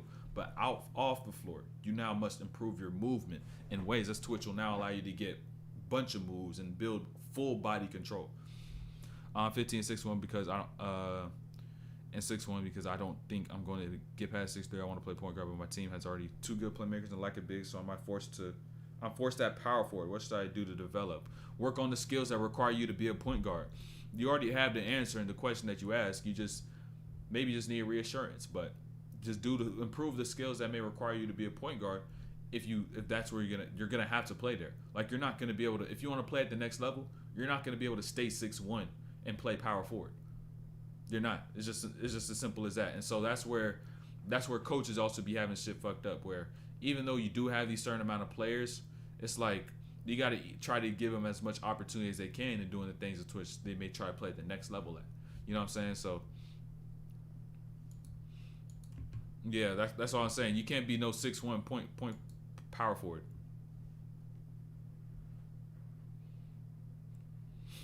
Your coach ain't playing you at point guard. So I mean, you got to develop your skill to where even though you're 15 now, you still got 2 years. Meaning, okay, I may just say fuck around, be power forward, but even if I'm power forward, I can work on my ability to catch and shoot, which is a universal position. It's a general position, a position everybody needs, or a skill everybody needs. So when it comes down to that, you could improve your catch and shoot now. On the side, you can improve your ball handling. And in time, you may adjust the offense because you now built a new strength, and a strength that can help the entire team. So I don't even know if you realize, but teams be playing multiple guards all the time. Especially at your age. They be playing guards so many, like 4 guards at once, maybe even 5. So your coach will acclimate if you have the gravity, if you have the skill. So I want to talk about this concept though, right? Look at the Suns' defense right now. They're playing a zone. And when you play a zone, it's important that not just the rotations that you're sharp on, but it's important what you do after the zone, right? Where if this possession was just playing a zone, what are you gonna do the next time down? And say like oftentimes in the NBA, what they would do is they'll play a zone for one possession, then switch the next time down. But what happened here with Phoenix, and what happens a lot with y'all is that when the zone gets switched, it doesn't click for y'all mentally. You're not looking for the call out. And so what ends up happening is Jayson Tatum step in three. And it's like, yo, what the fuck is going on? And that was Bull's fault because he was out of it. He wasn't focused to really understand the fact of who he has, who his man is when they play man. I played soccer before going to basketball too. That shit, I would guarantee you it's helped you. You lost your Discord account. Yeah, bro. I don't know. Like I said, hey, Quessy, fix your shit, bro. Hey, the shit at least times him though. I know, cause the only reason I ain't ban him, the only reason I ain't ban him is because I know he's active in the Discord. So I was like, okay, I ain't gonna ban him.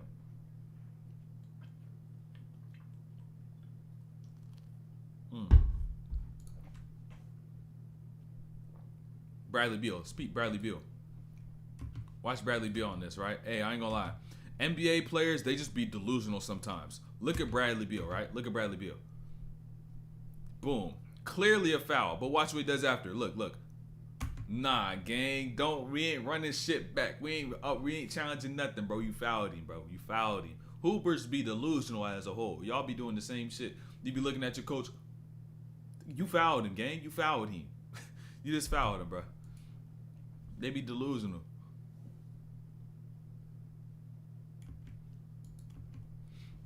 All right, bet. Make sure it logged you out of all accounts as well. But let me slow this down too. All right, should I even slow this down? I don't even know if I have enough time. But look, peep this with Bradley Beal. I want to talk about this for a second, right? Hey, this is for all y'all hoopers who are too bougie to get in the weight room. Watch Bradley Beal, right? He gets Payton Pritchard, switch. Look at his body. Damn, that's a low-ass position. I know his body must be hurting. I know his muscles must be straining. Boom, he got Pritchard once again. Watch this step. Damn, Bradley Beal, I ain't know you'd be moving like this. This is what was required if you want to be a good mover. Now, boom, tween, get downhill, bump once again, contact, and now I get my bucket. You got to get yourself strong so you can be able to play this game. If you don't, good luck staying and hanging in this game.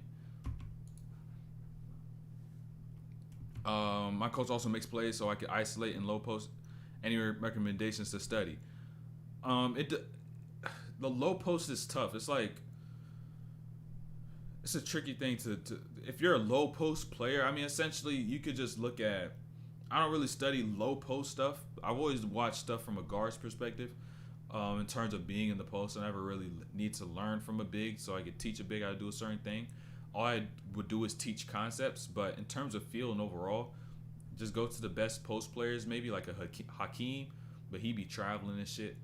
All the posts that I usually watch was like Kobe and Jordan, but that may be something I get more into, just watching bigs in the post. Maybe Patrick Ewing, some shit like that. Bobby Portis, watch Bobby Portis, he's solid. Anything else? Any names? Nah, I don't think so. What platform do you watch film on? I use NBA League Pass. I watch the entire game back, start to finish. Tim Duncan. Be forgetting the names. I watch the whole game back, like start to finish. That's why it'd be taking me about 3-4 hours to do a breakdown. Bro, hey, look. I just gotta put a viewer discretion, bro. A viewer discretion. I gotta make sure you're aware of the fact if you replicate a Hakeem move, you're gonna get traveled, but Hakeem won't get called for a travel because Hakeem is Hakeem, and you are you. So it just won't work the same. You know what I'm saying? I'm not hating on Hakeem. It's just you're able to get that shit off. It's like Kobe and Jordan. They traveled their ass off, but they Kobe and Jordan. Like you see some clips where Kobe will start right here. He'll end up right here. I'm like, yo, he ain't even dribble.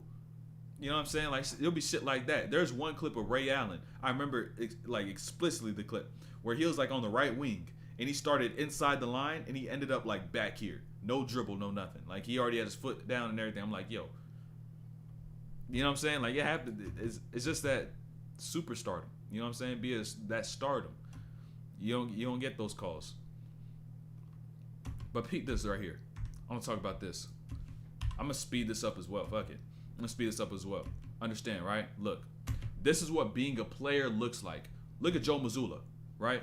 Joe Mazzulla, he's calling out the play. Watch what Jayson Tatum's about to do as a floor general, right? What does he now do?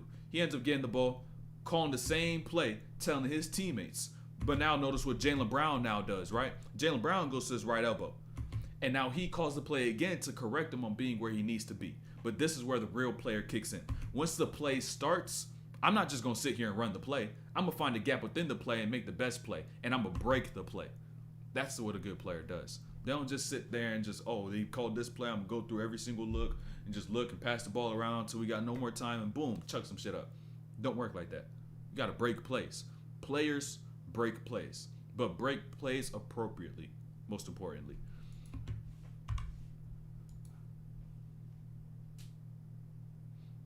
And now right here for the catch and shoot players. Watch Royce O'Neal. And all y'all catch and shoot players, by the way. Anytime you see a defender close out and they do this little jump cancel, don't try to reload. They're going to be too quick back on their feet for you to get a shot off. Right? You don't try to reload. Which just go downhill. Tatum tried to get into a reload, but then he got down too quick and now he missed that opportunity. So just see it once again. Like there's something that you'll recognize in time to see if they actually fly by or if they just boom, like they're just jumping. You know what I'm saying? Like they end up doing this jump cancel on me. So boom, you like cancel that shit right there back on the ground. They just get to recover so much faster because they're getting back to the ground so much faster. So Tatum ends up taking that.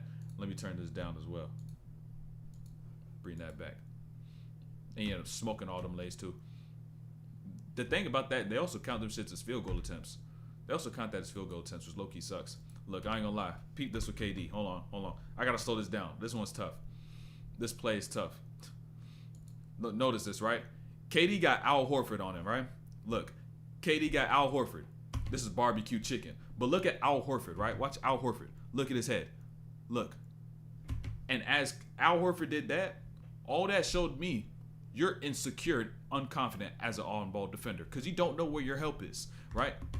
And so understand this right here too, right? Is as Al Horford was turning his head, KD scanned the floor. And now what does this allow me to do, right? What I always do, hezzy pull up right over the top because he's not even looking, not even paying attention. His head was turned, everything. He was just insecure, unconfident.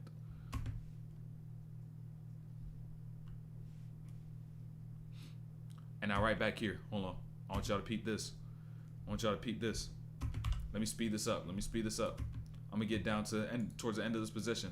Some of these positions I just gotta speed up. I want y'all to understand, right? Look, watch Al Horford on KD, right? Watch him.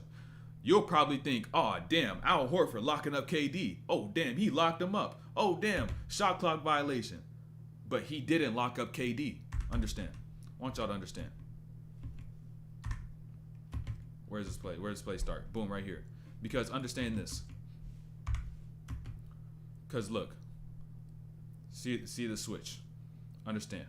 Now, once KD got into this ISO with Al Horford, what is now happening is Drew Holiday did not follow Royce O'Neal on that cut. Now watch what Drew Holiday does right here once he's staying. Look, he's playing help. KD don't know where to go because the help is just constantly shifting and there's always another defender.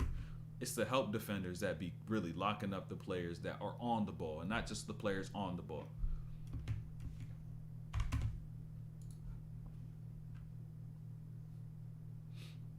Right there.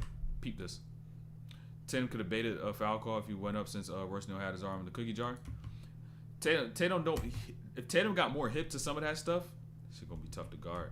But that starts with him just being a more interior player and just picking up the instincts.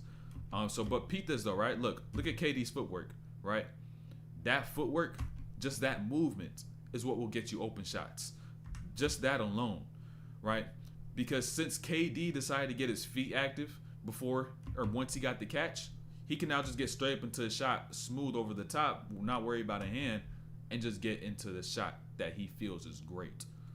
Although you may see him be up and close into his grill, his feet brought him rhythm, so now he gets up and takes that shot.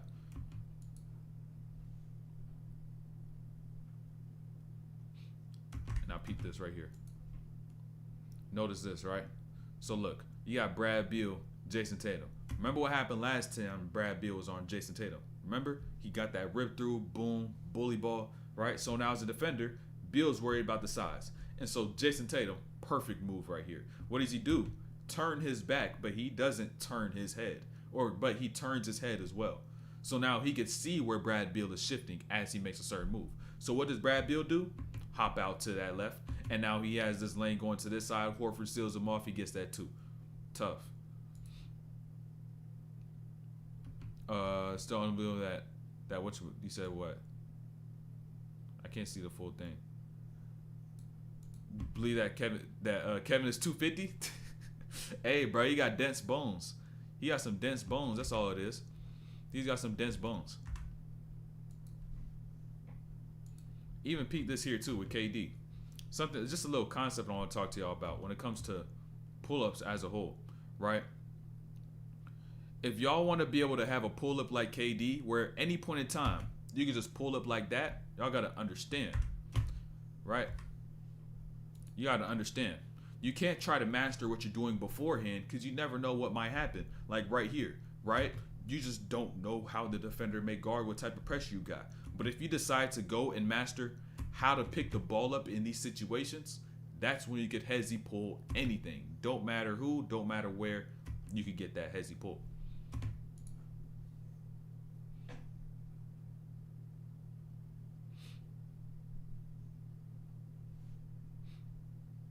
Now right here, adjustments. Now remember the last time KD had Al Horford, right? The way that he attacked that last one, you saw him doing a lot of stationary tweens, but that's not really KD's game, right? It's not really his game sitting here stationary doing all these size ups. This is his game right here, and this is how you make in-game adjustments and get back to your own game, right? KD now gets into his skip that he does infamously. Boom, pull up right there, gets hit. And most importantly, understand how he even got to that spot, right? Look at Al Horford's head once again. You're insecure, my guy. You're not confident. You don't know where your help is. So while you're guarding on the ball, you're cooked. Now I lead you back left. Your focus has shifted everywhere. Now I can just get to my spots and get my bucket. Hit on the arm right there, got the and one. That's tough.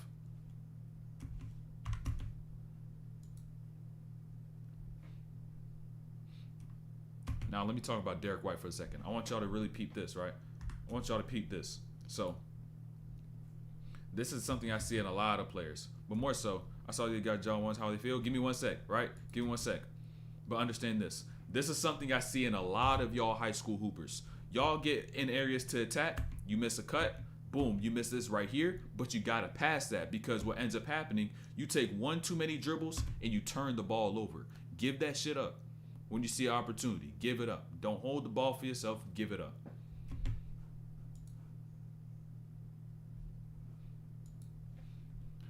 Oh, but the Ja ones, I ain't gonna lie. The Ja ones, they feel close to like Kobe's. You know what I'm saying? In terms of their lightweight, they fit my foot good, and then they also have good traction as well. So I really fuck with them. At least the ones I got, the Christmas and their player edition. So like they have better qualities. Did they score on that 2-on-1? This right here? I think so. I don't know. I forgot. I low-key cut it out, but I forgot if they scored or not because I was like, ain't nothing there I want to break down. But remember this play though, right? I want to connect a couple plays together in terms of what's gonna end up even happening in crunch time. So I want you to even peep this. I haven't tried the way weight 10s. I haven't tried them, so it's hard for me to say. But it will be hard for me to even say that the way weight 10s are better because I like a lightweight shoe. So I don't know how lightweight the way weights are, and also the aesthetic of the shoe as well. So look, right? Understand this possession right here. This is the third quarter by Bradley Beal. He ends up getting right. I showed y'all this play before, and now he gets right. Jaylen Brown, he doesn't help because Katie's in that corner. This is now going to translate into this late game possession when you're in the same scenario, right? Beal's got Horford off the screen. Katie's in that right corner. What should Beal now do like he did before? Because Drew Holiday's not going to help because it's KD. Turn the corner, but 5 seconds left. He does have time to get downhill, but gets it to KD. Should have taken that one for himself. And that could have really changed the dynamic of that game. Collapse in the playoffs. I think the same thing that is gonna collapse in the playoffs that always collapse, which is 3-point shooting. They take too many threes. They take too many threes. And teams that shoot too many threes, threes are just too inconsistent. So you need easy buckets. And I don't see them getting enough easy buckets unless Tatum decides to get those easy ones, the closer ones to the rim, utilize the size in the paint, around the paint, in the mid-range. But unless he does that, I don't see him beating whoever comes out the West, or even some fucking team in the East might fuck around and catch him on a few bad days where they shooting fucking 53s out of 90 shots. So it's always gonna hurt him. But peep this though with Tatum, right? Peep this, right? I don't even think y'all understand this when it comes down to basketball. Jayson Tatum caught the ball 18 seconds. Now notice how long he's gonna have the ball in his hands for, right? 18, 15, 14, 13, 12, 11.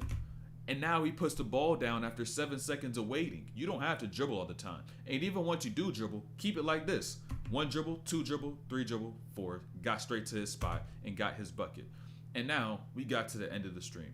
And so make sure that y'all subscribe, make sure that y'all like, and make sure that y'all also got the notifications on, because 70% of y'all are not subscribed. So we're going to be live again on Wednesday. I might be watching college. I might be watching some random shit. I don't know. I'll let God guide me in terms of whatever breakdown I'm going to do. But make sure that y'all do what y'all need to do to be able to get to where you want to go. And also make sure you sacrifice your present self and invest into your future self. Not low-key mix it up and do what you need to do to get to where you want to go. So discipline or regret. Merch dropping soon.